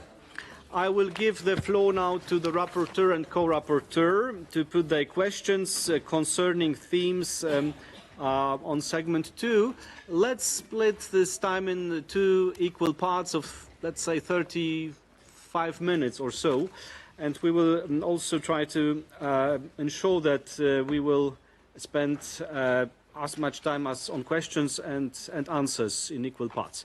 Mr. Kut, Mr. Vrinaki, you have the floor. Who will start? Mr. Kut, please. Thank you, Chair. Immediately. I'm starting immediately. We have a lot of area to cover here. Racist hate speech and hate crimes, situation of migrants, asylum seekers, refugees and stateless persons. Now, first item on the agenda, measures to combat racist hate speech and hate crimes. We are interested to have information about further efforts adopted or envisaged to prevent and combat racist and xenophobic hate crimes, hate speech and excitement to racial discrimination, especially in the media and on the internet and social media platforms, including when uttered or instigated by politicians and public figures, in particular against ethnic and ethno-religious minority groups and non-nationals, notably gypsies, Roma travelers, people of African Asian descent, persons belonging to Muslim or Jewish communities, migrants, refugees and asylum seekers. Now, at the outset, let me tell you what we know so that you don't have to repeat. You have a hate crime plan, Action Against Hate 2016-2020, which covers England and Wales. There is a development of multi-channel Wales-wide integrated strategic communications and marketing campaign to help tackle hate crime in Wales. Hate hurts Wales. The UK government improved the police recording of hate crime under the 2016-20 Hate Crime Action Plan. The Welsh government also established an all-Wales hate crime criminal justice board. The Scottish government welcomed the work of an independent advisory group on hate crime, prejudice and community cohesion in a report. The independent review of hate crime legislation in Scotland resulted in Hate Crime and Public Order Bill, which became an act in 2021. In Northern Ireland, there is a review of hate crime legislation, work in implementing the recommendations of a report, the report that was published in 2020, and legislation will be developed for a proposed hate crime bill to be scheduled into the legislative program for the next Northern Ireland Assembly mandate. Okay. The committee, having all this information, would nevertheless be interested in receiving further information regarding the fate of all these actions, plans, and legislations, their implementation, and their outcome. The reason why I insisted in the previous segment on the evaluation is because it is one step to have a plan. The second step is the implementation. The third step is to understand whether the plan worked or not. This is, I think, the most important part of public policy making, the evaluation of the success of a policy, success or failure of a policy. There is no reason to insist on a failed policy. There is a case to be made to build upon a successful policy. But first you have to evaluate the outcome to understand whether a policy is successful or not. This is ultimately important. And it is not enough to tell us about the plans. It's important that we have information about the successful implementation of the plan and the measurement of the outcomes in terms of the impact. We also have information that, and the committee remains concerned about the underreporting of the offences of hate crimes and hate speech issues, and about the gap between complaints and convictions. Please provide us up-to-date information on these. With the Israel-Palestine crisis reaching unprecedented proportions, both anti-Muslim and anti-Semitic sentiments and incidents have dramatically increased in the state party, resulting in sharp surges in hate speech and hate crime. Now, in contrast to racially motivated hate crimes, intent seems to be required in cases of religiously motivated hate crimes. In practice, different standards end up in that certain groups enjoy lower levels of protection, and accountability for hate crimes against religious groups is much harder to secure. This is a problem for Muslims who are frequently targets, according to the reports we have, of hate crimes in the United Kingdom. Not Muslims, but people taught to be Muslims as well, you know, by their looks. Now, we know that the UK government has taken steps to tackle hate crime in England and Wales. Unlike the rest of the UK, Northern Ireland has no standalone offence for prosecuting hate crime. Work is ongoing to draft a hate crime bill, but, you know, what is the fate of that bill? We need information. In Northern Ireland, particularly, continued presence of paramilitary organizations within communities present challenges for migrant communities at various levels, in relation to housing, for example. The campaigns of intimidation, I would say, includes racist and sectarian graffiti banners or the use of flags. And also the presence of paramilitary organizations in Northern Ireland has an impact on access to justice for victims of racially motivated hate crimes, as there is often a reluctance to report crimes to the police service. The question is what effective steps the authorities have taken to address the specific effect of continued paramilitarism on ethnic minorities in Northern Ireland, including through effective monitoring and adequate allocation of resources. In Scotland, we have information about race-related hate crimes, most commonly recorded type of hate crime. The Scottish government has launched a refreshed hate crime strategy, March last year. Religious sectarianism has a long history in Scotland, we are reported. Though there is no legal definition for this, racial and religiously aggravated hate crime continues to dominate community cohesion challenges in Scotland, we are told. The extent of racial prejudice toward Gypsy, Roma and Traveller people in the UK, as well as negative feelings towards Gypsy, Roma travellers are increasing compared to other groups.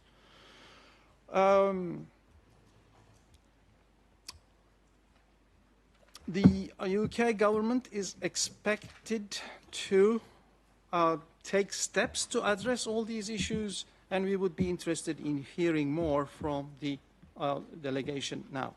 Now, as we come to the hate speech in the media and political discourse,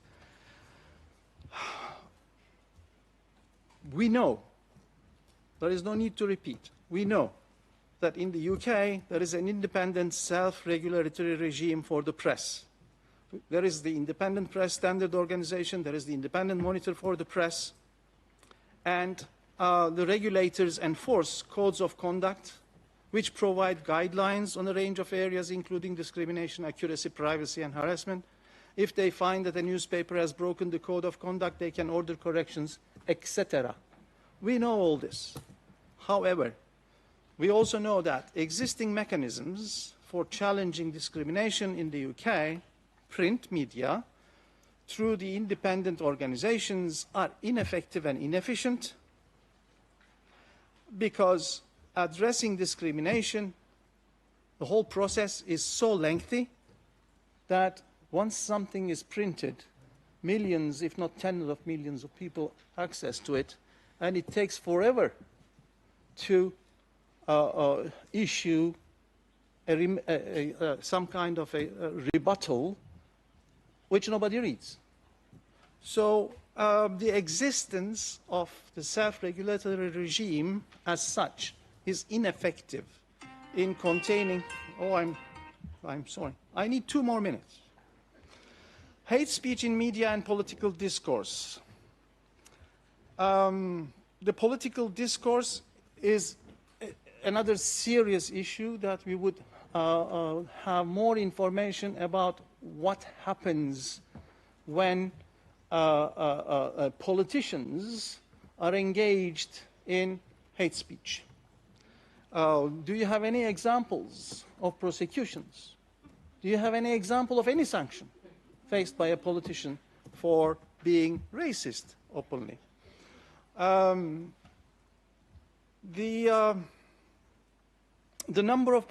know that the number of prosecutions against the stirring up of hatred is much lower than for other hate-related offenses due to higher evidential thresholds and also the need to consider an individual rights to freedom of expression. On this issue of freedom of expression, we are the Committee Against Racial Discrimination. We are not the Committee on Freedom of Expression. We have a general policy recommendation, number 35, on hate speech. The paragraph 45 of our general policy recommendation says, the relationship between proscription of racist hate speech and the flourishing of freedom of expression should be seen as complementary and not the expression of a zero-sum game where the priority given to one necessitates the diminution of the other. The rights to equality and freedom from discrimination and the right to freedom of expression should be fully reflected in law, policy and practice as mutually supportive human rights. So please don't give me the answer saying that, oh, we cannot do that because it's against freedom of expression. This goes also together with the committee's recommendation to withdraw the interpretive declaration on Article 4 of the Convention, which we are told the United Kingdom maintains its interpretation of Article 4. Thank you. I will turn to Madam Stavrinaki for her part. Thank you, Mr. Chair. So, building on the last point, I think that it's important to recall that also hate speech not only has affects minorities, but also it has a chilling effect on their freedom of expression, and also it makes them feel, you know, they also it's an interference with the right to private life. So please, again, we would like, you know, to hear more and a very substantive answer on the incitement to withdraw this interpretive declaration with on Article 4. I also think that one of the issues that is, you know, the whole spectrum of acts outlined in Article 4. So what actions have been taken or planned by the state party to ensure that domestic legislation fully prohibits all acts, including the obligation to seize public funds funding for organizations or political parties that promote racism and the possibility of dissolving such organizations. I think the hate crime and bias-motivated crimes legislation were already asked by the country rapporteur, so I pass to legal framework on migrants, asylum seekers, refugees, and stateless persons. And here we have the Nationality and Borders Act 2022, the Illegal Migration Act 2023, the Safety of Rwanda Act 2024, the UK-Rwanda Memorandum of Understanding, and the UK-Rwanda Treaty that raise very, very serious concerns under Articles 5 and 6 of the Convention. Similar concerns were expressed also by the Human Rights Committee to the State Party in March this year. This legislation negatively impacts racial discrimination in two ways at least. It allows deprivation of citizenship affecting disproportionately ethnic minorities. It denies refugees, stateless persons, including children, and potential victims of slavery and trafficking access to human rights. It exposes them to violations such as refoulement and prolonged detention and denies them access to justice. Additionally, it fosters racial bias, prejudice, insecurity, and violence against asylum seekers, refugees, migrants living in the UK. The UK Prime Minister acknowledged the inefficiency of the UK-Rwanda policy, but provided no details on steps to repeal these laws. The committee seeks an update on the measures being considered and the fate of persons earmarked for removal already during this period. Please clarify if the State Party will comply with the UK Supreme Court ruling, refrain from sending asylum seekers to Rwanda for their processing of claims, and to repeal the legislative provisions, including those within the Illegal Migration Act 2023 and the Nationality and Borders Act 2022 that have a negative impact on asylum seekers, refugees, and migrants, ensuring that its legislation fully complies with the Convention and relevant international standards. Will the State Party withdraw the appeal to the case decided, the UK government, by the High Court in Belfast of Northern Ireland recently in May 2024, where it's found that the Act breaches human rights?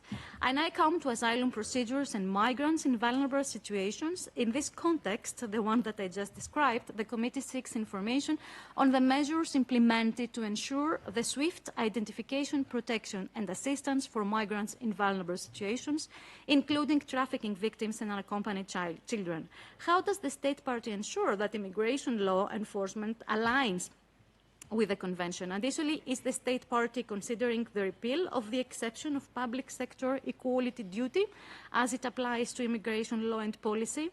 What measures has the State Party taken following the Brooke House inquiry to investigate and punish accordingly the incidents of physical abuse, including the inappropriate and unjustified use of force, as well as the use of abusive and racist language towards detainees, and to change this toxic culture revealed by the inquiry?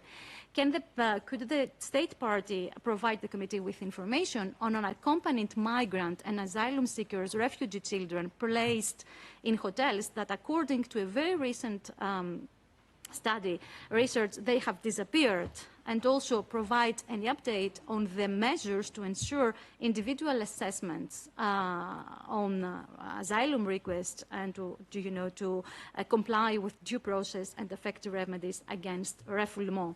Finally, how does the State Party justify the explicit distinction in its reservation to the Istanbul Convention regarding the issuance of residence visas to foreign women whose migration status is dependent on their spouse, and does the State Party consider withdrawing the reservation? I know it was voiced by the Human Rights Committee. I insist on this question because I think it's very problematic. We have women that not only are abused, but also they're excluded from the protection afforded by the Istanbul Convention. Thank you very much, Chair.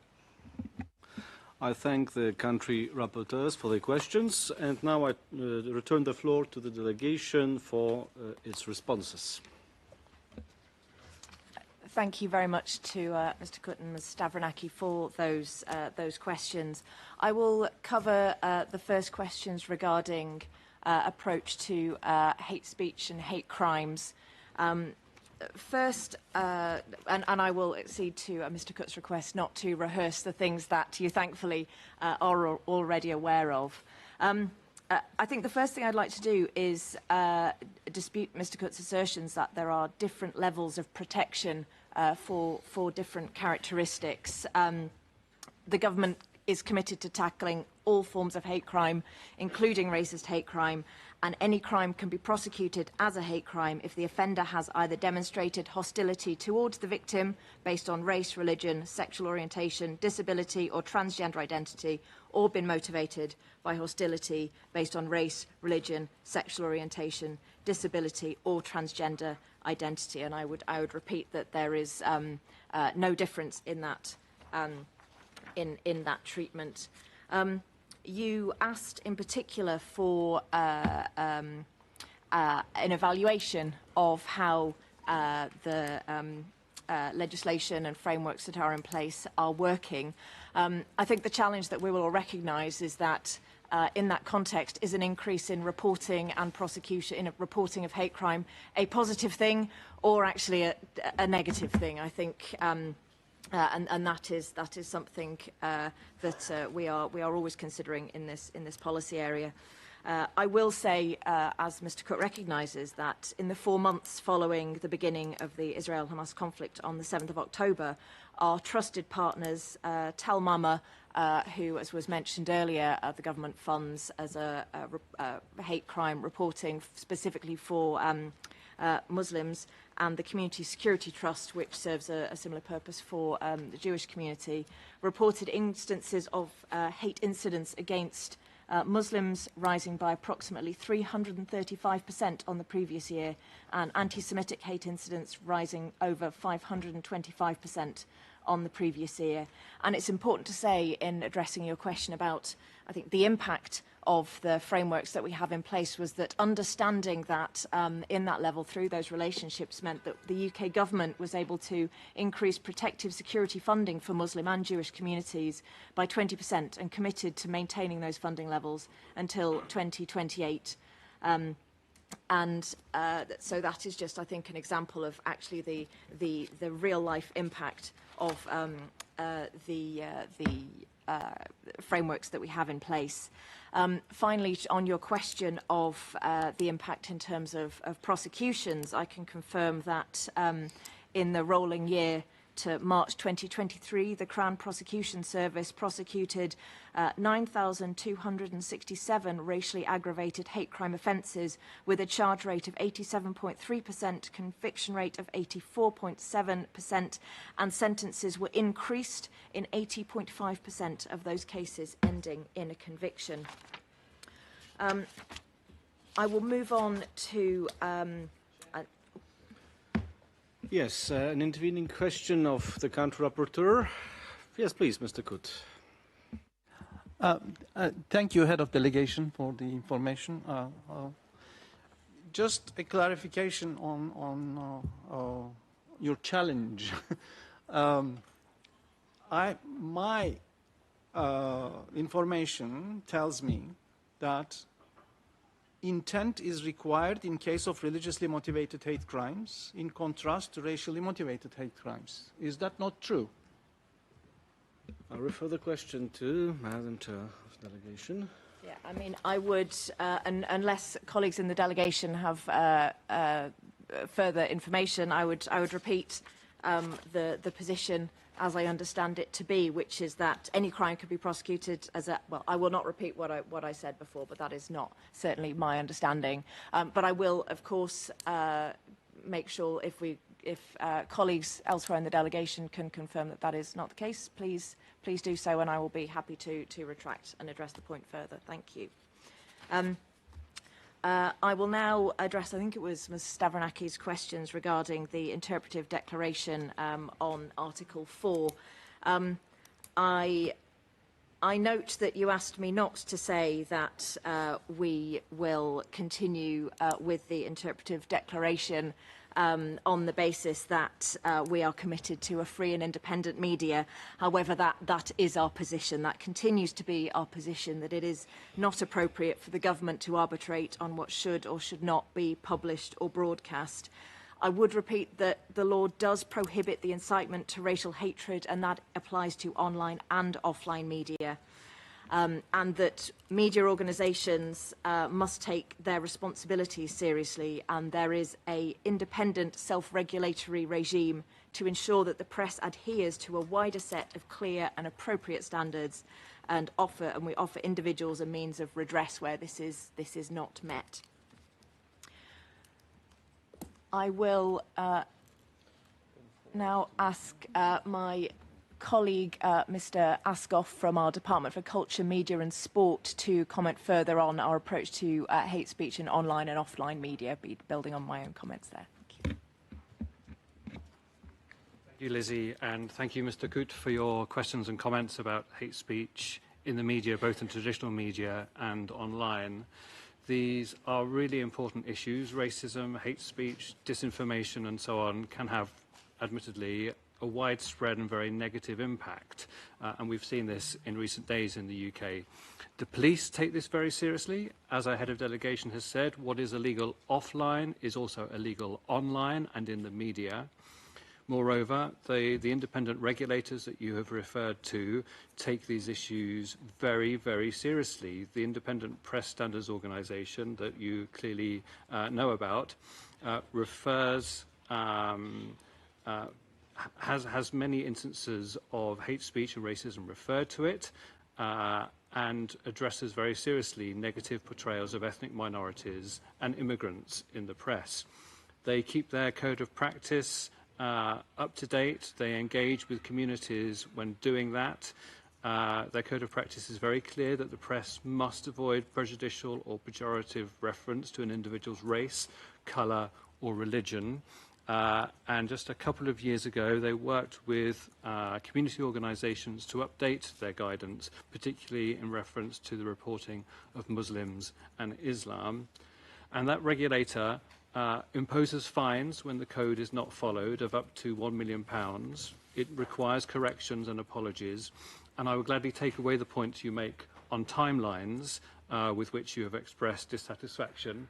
At times, I would say that the government has expressed similar levels of dissatisfaction with the regulators, and we will continue to work on that. Regarding social media, this is a growing issue and has been relevant over recent days in the United Kingdom. We've been working very closely with online platforms so that they take proactive steps to protect users online and remove material. We have been pointing out content that we want them to remove swiftly, and they have been doing so in most instances. I'm hopeful that our new Online Safety Act, which will come into force later this year, will improve the situation here.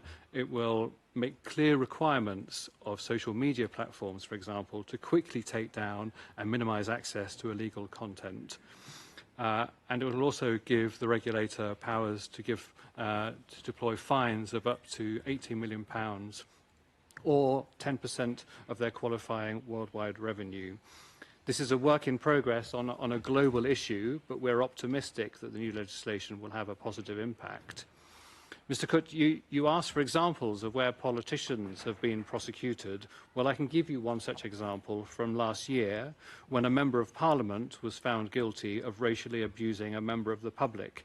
This was in November 2023 at Westminster Magistrates Court, should you wish to look it up. Our politicians are absolutely not above the law. I will now hand over to my Home Office colleague, Asim. Thank you very much indeed, Ian. So I just want to add a couple of things that were already said, following on very nicely about the point about politicians being not above the law and therefore being prosecuted should they transgress the law. I wanted to take that point a little bit wider because, Mr. Coote, you mentioned about groups who might be promoting hate speech against certain groups in our society. We have at our disposal a number of legislative options. If they become so extreme that they enter the realms of terrorism, as happened with some far-right groups and some Islamist groups as well, we have the ability to prescribe those groups, and if people continue to behave in that manner under the auspices of prescribed groups, they can therefore be prosecuted and incarcerated. We have a number of cases of that taking place very recently, some high-profile cases of that nature too. We're also quite proud that on the basis of what took place in terms of the disorder that was happening in the UK over the last couple of weeks, that some of those who were immediately prosecuted and incarcerated within the first week were found guilty of hate crimes. So not just the hate crimes which were physical violence disorder, but also hate speech. So in terms of an evidence base for whether or not our legislative frameworks are working, I think what's happening now is a very good example of the fact that it is working in that people have been incarcerated with immediate effect from those disorders that took place on the basis of hate speech and hate crime. And I just want to repeat very briefly something that our chair, Lizzie, mentioned about the funding that we provide to both Muslim groups, Talmama and the CST, in order to encourage, promote the reporting of religiously motivated hate speech, but also the protection of religious institutions. So we have unprecedented amounts of funding now going to faith institutions in the UK for the protection of protective security measures that can be taken to mitigate the horrible and final acts of hate speech, which might actually end up in forms of violence or attacks on places of worship. I just thought it would be useful to add those in addition to what my colleagues have already said, and I will pass you now to my colleague, also from the Home Office, Rebecca.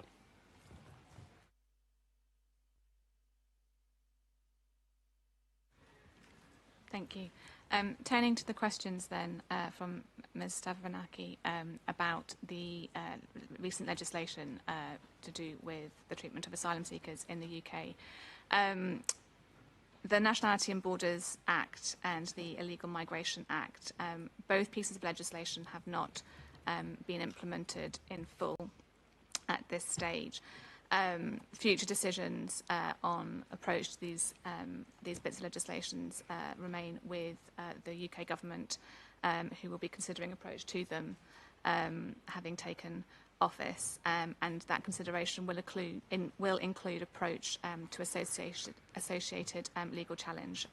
You mentioned the case before the courts in Northern Ireland in relation to the Illegal Migration Act.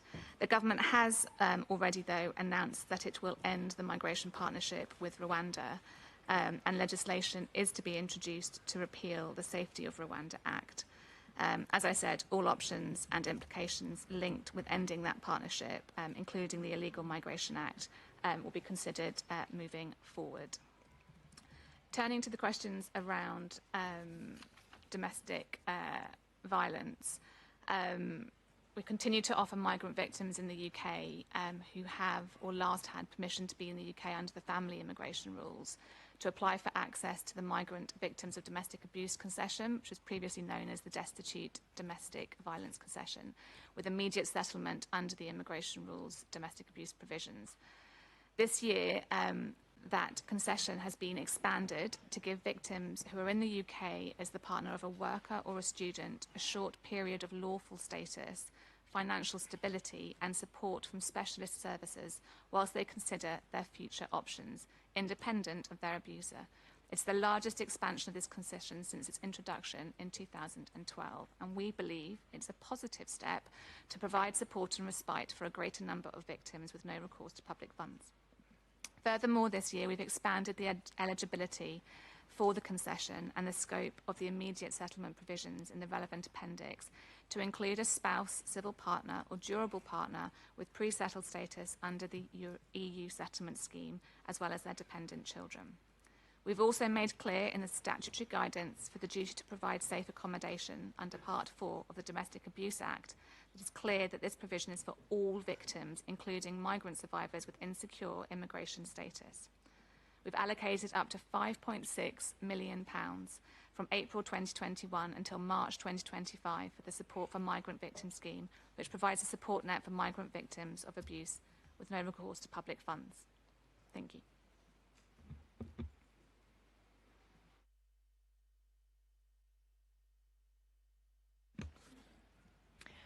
If I can invite my colleague from the Northern Ireland Executive to respond on those matters.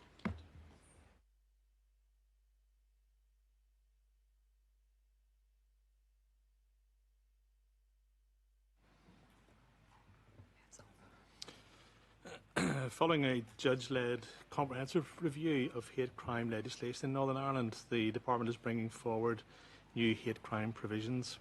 The changes scheduled to be introduced during the current mandate of the Northern Ireland Assembly will introduce a new model for prosecuting hate crimes. This will recognise the hate element from the outset of a case through to conviction. We will also introduce additional measures to protect the victims of such crimes. These provisions are predicated on the introduction of a new statutory aggravator model for prosecuting hate crime. Each existing offence can therefore be aggravated, and provision for higher maximum sentences will be retained. In the context of the loss of 2 years of Assembly business time during this mandate, there is insufficient time to bring forward a standalone hate crime bill, which is regrettable.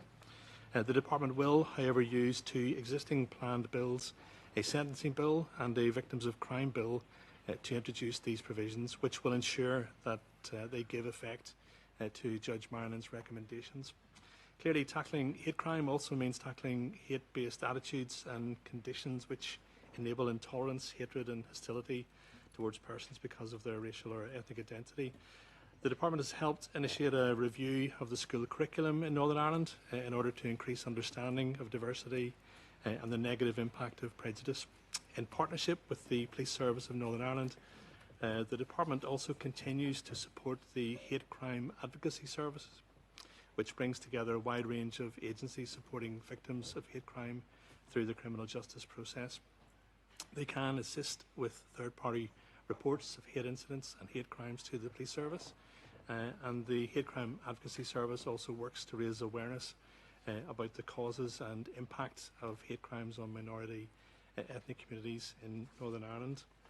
On foot of the recent public disorder in Belfast, targeting in particular members of our Muslim community, the Police Service of Northern Ireland has noted publicly that there has been a paramilitary element that has played a role in this disorder.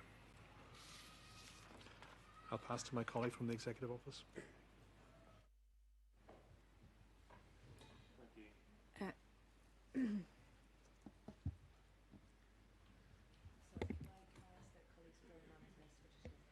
Yep, okay.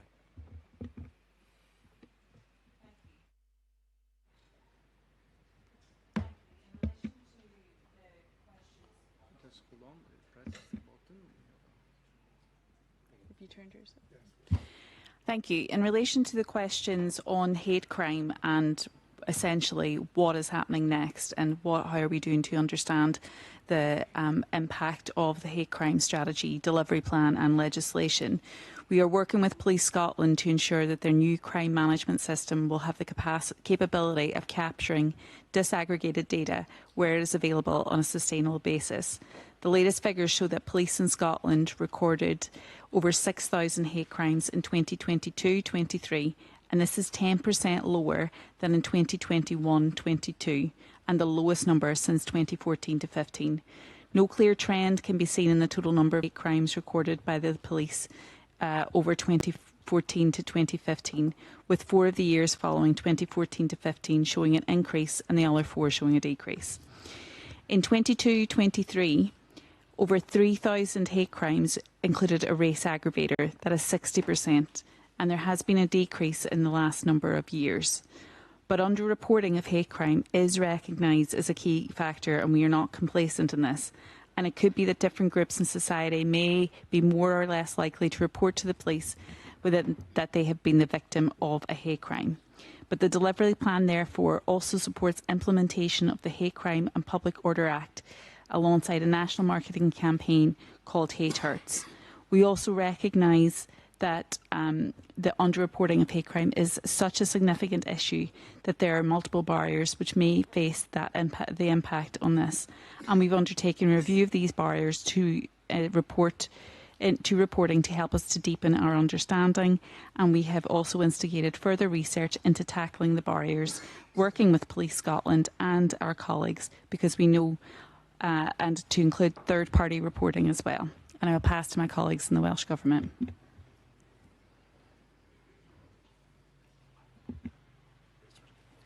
Thank you. Referring to hate speech and hate crime, Whilst hate crime legislation and criminal justice is not devolved, we have focused our efforts in Welsh Government on the levers we have. So we have seen in October 2023, of the 6,041 recorded hate crimes, 62%, that is 3,727, were race hate crimes. That represented a 4% decrease, but we have to treat those statistics with caution because we know there may be reluctance to report, so we take them into account, but of course have to treat them with caution. We're taking a holistic approach to tackling hate crime, which includes preventative work, support for victims, through our Wales Hate Support Centre, as Mr Coote referred to, Hate Hurts Wales campaign, and also a community cohesion programme. I should say the Hate Hurts Wales campaign also highlights to perpetrators or potential perpetrators the hugely negative impact of their actions on both the victim and their own lives, as well as highlighting the importance of bystanders. And what we found is our media activity in 2023 resulted in a 32% increase in calls to the Wales Hate Support Centre and a 67% increase in visits to their website. In 23-24, the centre received 2,251 referrals for victims of hate crime, with the service well regarded, with client satisfaction rates high. Turning very briefly to the situation of Gypsy Roma traveller people in Wales, we recognise the deep inequalities and discrimination they face, and our Anti-Racist Wales Action Plan has actions including developing training for local authority councillors on the rights of Gypsy, Roma and traveller people, involving Gypsy, Roma and traveller people in developing that training. And also Gypsy Roma traveller equity is one of our cross-cutting themes right the way across our Anti-Racist Wales Action Plan for all policy areas. I should say we have a specific action also in our plan for Islamophobia and anti-Semitism.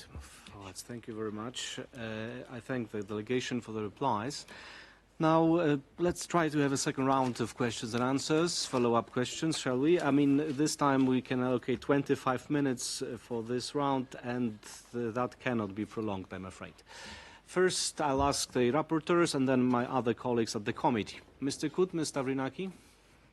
Thank you, Chair. Very quickly, 3 small questions. One, there was reference to the online safety bill. My information indicates that the bill was introduced in 2022 and became law on October 23.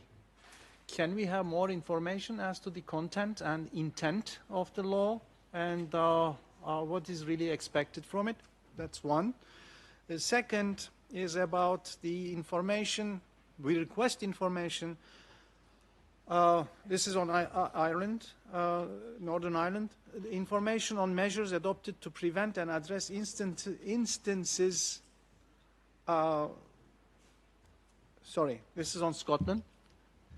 Instances of racist incidents against Irish in Scotland. Sorry for my tongue twist. That's my second question.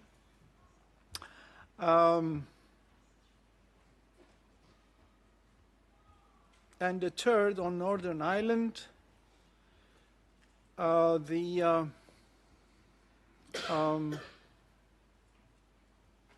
was the one on Northern Ireland? Oh, the paramilitary organizations. Yeah, we didn't have enough information on that. I raised the issue, but there was just one mention in passing. So can we have any information on the possible programs or actions to be taken on that issue? Thank you. Thank you, Mr. Coote. Mr. Vernaki. Thank you, Chair. For which my question on Article 4 and the funding of organizations becomes very relevant. But I have a question. First of all, I think that I didn't hear any answer on the disappeared children from the hotels. Unfortunately, it's not the first time it's happening, not in the state party, but in other state parties. And also, I have a very quick question. I think that the state party, they do not register hate crimes racially motivated. They do not disaggregate this data. So I think you don't know how many are against people of African descent, how many against Roma, etc. And I'm saying that because it's very important to understand the qualitative trends to be able to prevent such a hate crime. I did this job for many years, and I know that there is another pattern, you know, against people of African descent, another pattern against migrants, another pattern against Roma. So how can we expect to effectively, you know, build a police and police policy against hate crimes if we don't know exactly how many of those hate crimes we are, you know, what are exactly the targets? Thank you very much. Thank you very much, Tina. And now I invite questions from other members of the committee. We already have a list of speakers, a short list. The floor is still open. I have Ms. Lakula here as first person on the list. Thank you for giving me the floor, Chair. Let me, please pardon me for being pedantic.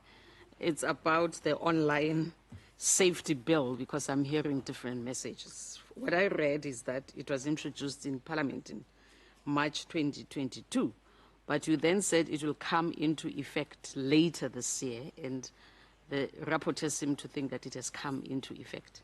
So can you clarify that, please? Thank you. Thank you, Ms. Lakula. The next speaker is Ms. Shepherd, please. Thank you very much, Chair. And let me start by recognizing the point about the new government. And I actually am glad that the delegation still came before us anyway. But as you are before us, we have to ask the questions, at least to alert you to what we expect of any government of the UK, but especially this new regime. Okay, now on to hate crime. I know that we have discussed it a lot, but I still have a question. I note that paragraph 15 of the State Party report mentions the Home Office, that mentioned the Home Office's annual release on hate crimes, which reports a 5% decrease in offences for the year ending March 2023, with 145 to 114 offences recorded. However, you also highlight that between 2013 and 2022, hate crime figures increased due to improved police crime recording and better identification of hate crimes. On the one hand, that's heartening.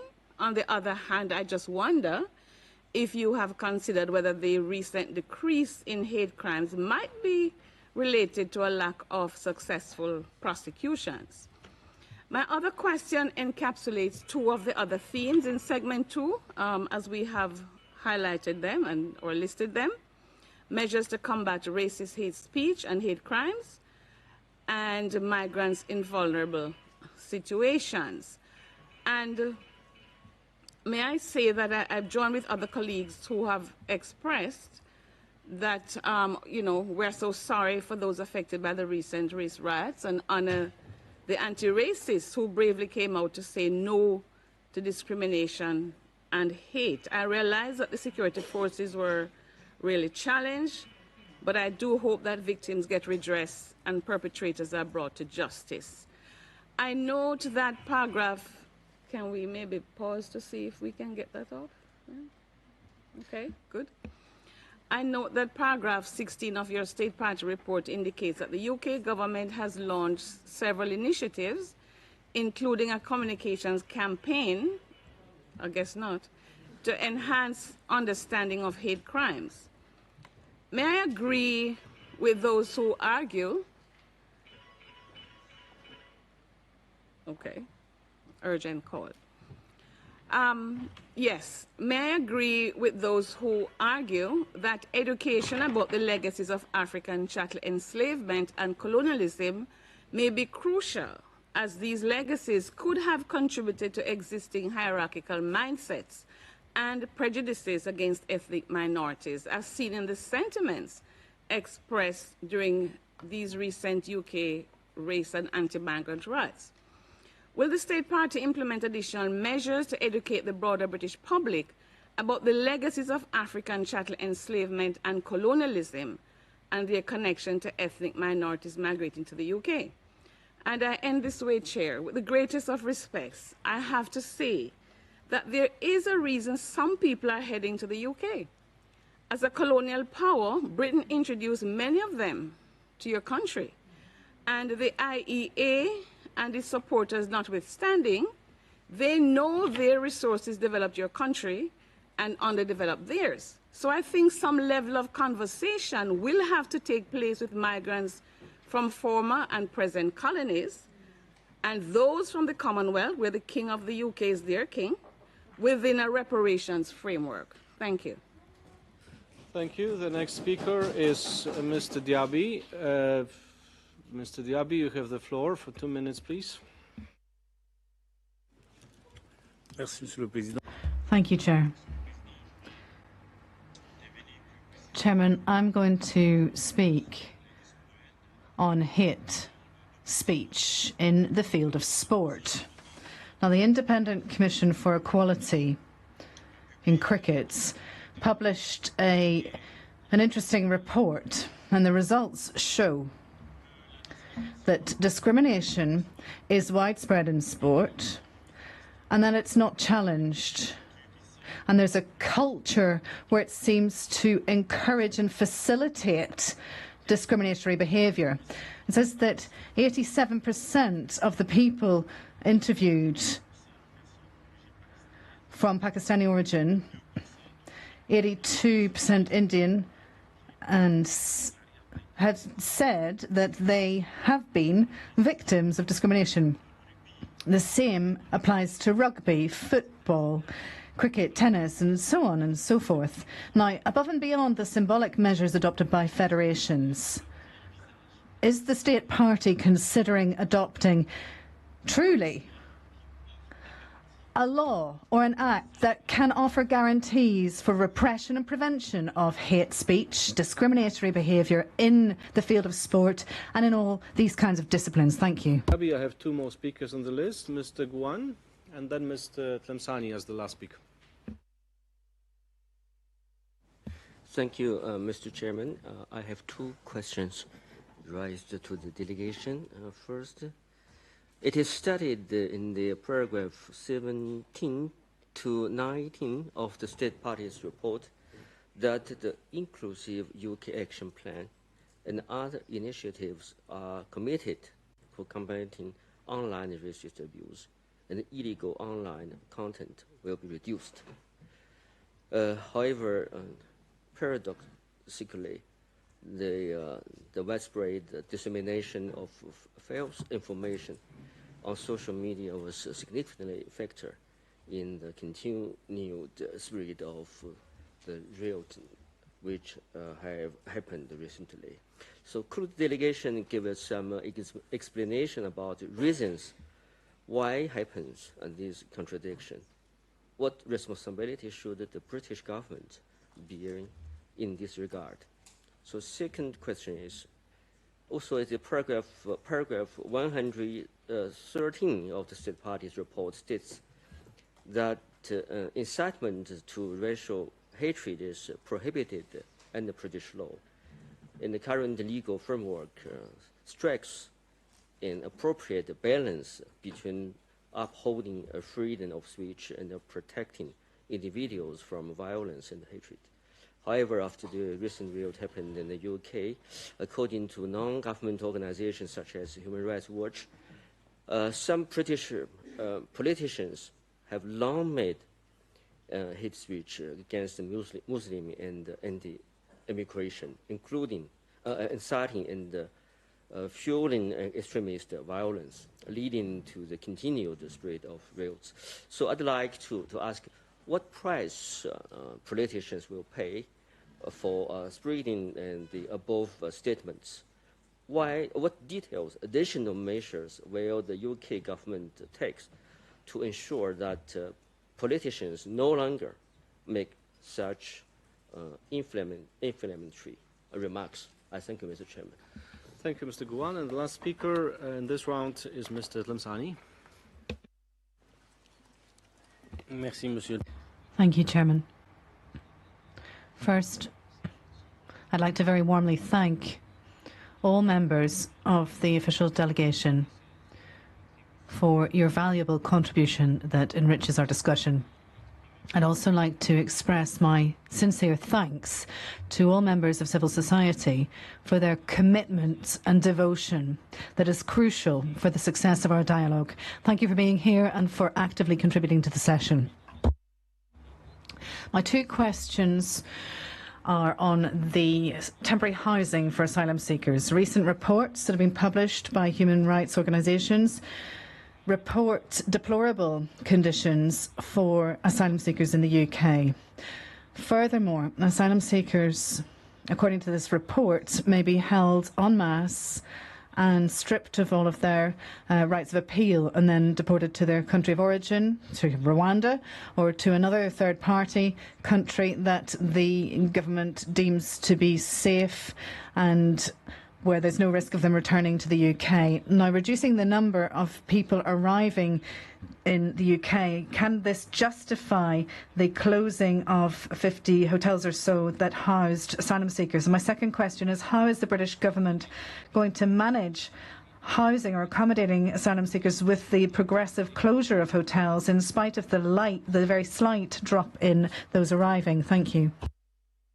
Thank you, Mr. Tlemceni, and I thank all members for their questions. Well, we cannot go beyond 6 p.m., so we don't have much time, but I would ask the delegation to provide answers to those questions that they may provide now, and we can allocate some time in tomorrow's segment also to provide the remaining answers. Madam Head of Delegation. Mr. Chair, and thank you for the opportunity to return to some questions we didn't quite find time to answer in the previous section. I'll invite my colleague from the Northern Ireland Executive to begin.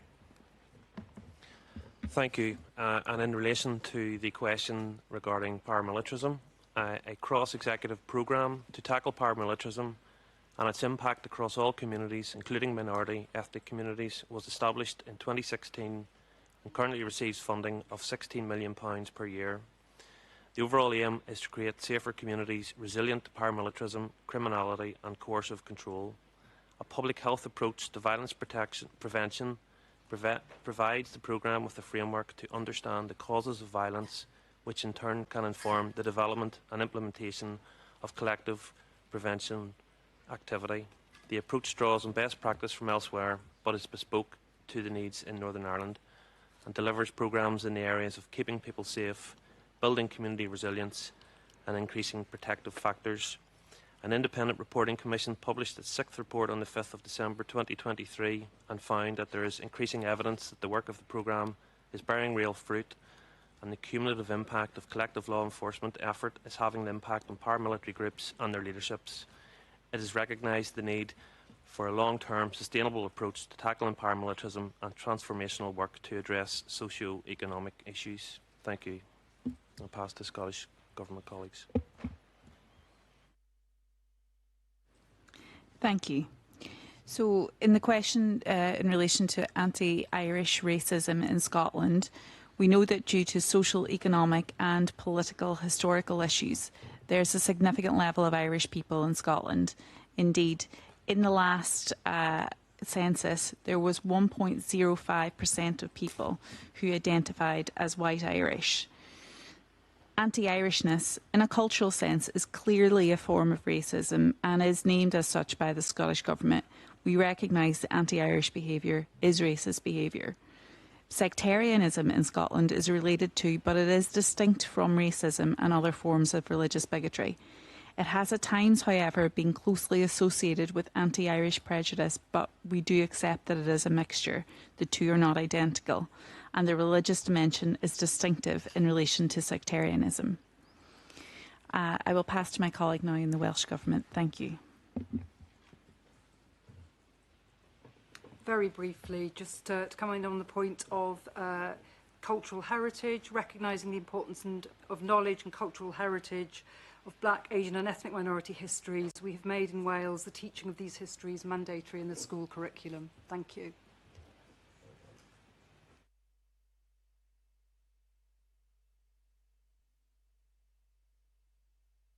If I can invite my colleague, Mr. Askoff from our Department for Culture, Media and Sport to address questions, particularly the online safety bill. Thank you, Lizzie, and thank you, Mr. Coote and Mr. Kula. You both asked for more detail on the new Online Safety Act. So this new act is a new set of laws that protects children and adults online. It puts a range of duties on social media companies and on search engines, making them a lot more responsible for their users' safety on their platforms. The Act sets out duties for social media and other online platforms to implement systems and processes that reduce the risk that their services are used for illegal activity and puts on them a requirement to take down illegal content when it does appear. The strongest protections in the Act are designed for children. Platforms are required to prevent children from being able to access harmful and age-inappropriate content and should provide parents and children with clear and accessible ways to report problems online when they do arise. The Act will protect adult users, ensuring that major platforms will need to be more transparent about the kinds of potentially harmful content that they allow and give people a lot more control over the types of content they want to see. Ofcom is the independent regulator for the Online Safety Act. It has been consulting on how it will implement and manage compliance under the new Act. So I understand your confusion around timelines for implementation. Different elements of the Act are coming into force at different stages, but the headline date is that the Act will be fully enforced from early 2025. I should turn also to Monsieur Diaby's comments about racism in sport. You are absolutely right that there have been some very concerning testimonies of late from people who have suffered racism in sport, especially in cricket. And an independent review for the England and Wales Cricket Board did throw up some truly shocking statistics of the kind you referred to. So it's the firm view of the government, obviously, that discrimination has no place in sport, from grassroots level and community sport through to training programs for future sports stars and, of course, at that elite level. It is, I should say, though, ultimately for individual sports national governing bodies who are independent of government to decide on their specific aims and their own initiatives to tackle discrimination and to increase diversity in their organisations and to evaluate their progress in meeting these objectives. But we, as the government of the United Kingdom, do stay on the backs of these bodies. We want regular updates. We want to see real progress. This is especially the case when it comes to cricket. The Cricket Board has accepted the recommendations from its independent review, has issued a full apology, and I am convinced is working hard to implement the recommendations in the review. Finally, as colleagues have mentioned, we have a new government in the United Kingdom. I'm not as yet aware of any plans to legislate in this area, but we can update the committee if this changes, and I will certainly alert my ministers to the point you made on this, Mr. Diaby. Thank you for the questions. If I may, I'll pick up on 2 points. Firstly, the children who disappeared whilst accommodated in Home Office hotels. Action has been taken to prevent that. All new unaccompanied children who arrive into Kent have gone directly into local authority care since the last hotel used by the Home Office to accommodate unaccompanied children was closed on the 31st of January this year. Of course, we're concerned about any child who went missing whilst accommodated in hotels and continue working across agencies to locate them, including work with the police and local authorities. A Missing Children Working Group has been stood up that, in collaboration with the National Police Chiefs Council, has published guidance to support local police forces to trace and locate. And many of those who had gone missing from hotels have been subsequently traced and located. Turning to the temporary housing questions, in the UK there is a statutory obligation to provide accommodation and support to asylum seekers who would otherwise be destitute. The UK continues to meet our legal obligations by providing support and safe, habitable and fit-for-purpose accommodation. The focus on closure of hotels does not undermine or change that statutory obligation. Rather, it has been about focusing on providing a properly functioning system and ensuring that decisions are made, where possible, in a timely manner to make it possible to move people out of this accommodation in line with the outcome of their asylum application. Thank you. I'll pass to Sophie next. Thank you. I just wanted to come in quickly on your point around education on colonialism and make you aware that the UK government has established an independent review of curriculum and assessment for England, covering Key Stage 1 to Key Stage 5, chaired by Professor Becky Francis, an expert in education policy.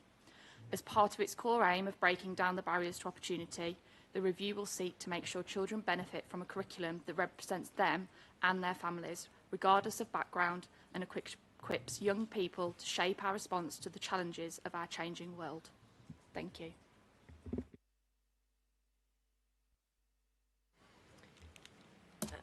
Thank you very much, colleagues. I have one additional point to address the question of disaggregation of hate crimes, and that's to confirm that we established standards for disaggregating, the UK government established standards for disaggregating hate crimes by ethnicity and has published that data since 2022. And I think that we have covered everything. Unless others have any other points that they wanted to raise. I think I would like to make the point that Mr. Kut, there is a little confusion over your specific question around different treatment of religion. We think that it's relating to the fact that hate crime is addressed through different points of legislation, so aggravated offences, all the characteristics are treated equally, whereas offences relating to stirring up hatred, there may be a nuance there, but I haven't got the specific answer, one that I'm satisfied to share, so we may need to write to you or perhaps come back tomorrow about that. Thank you very much, Madam Head of Delegation and all its members.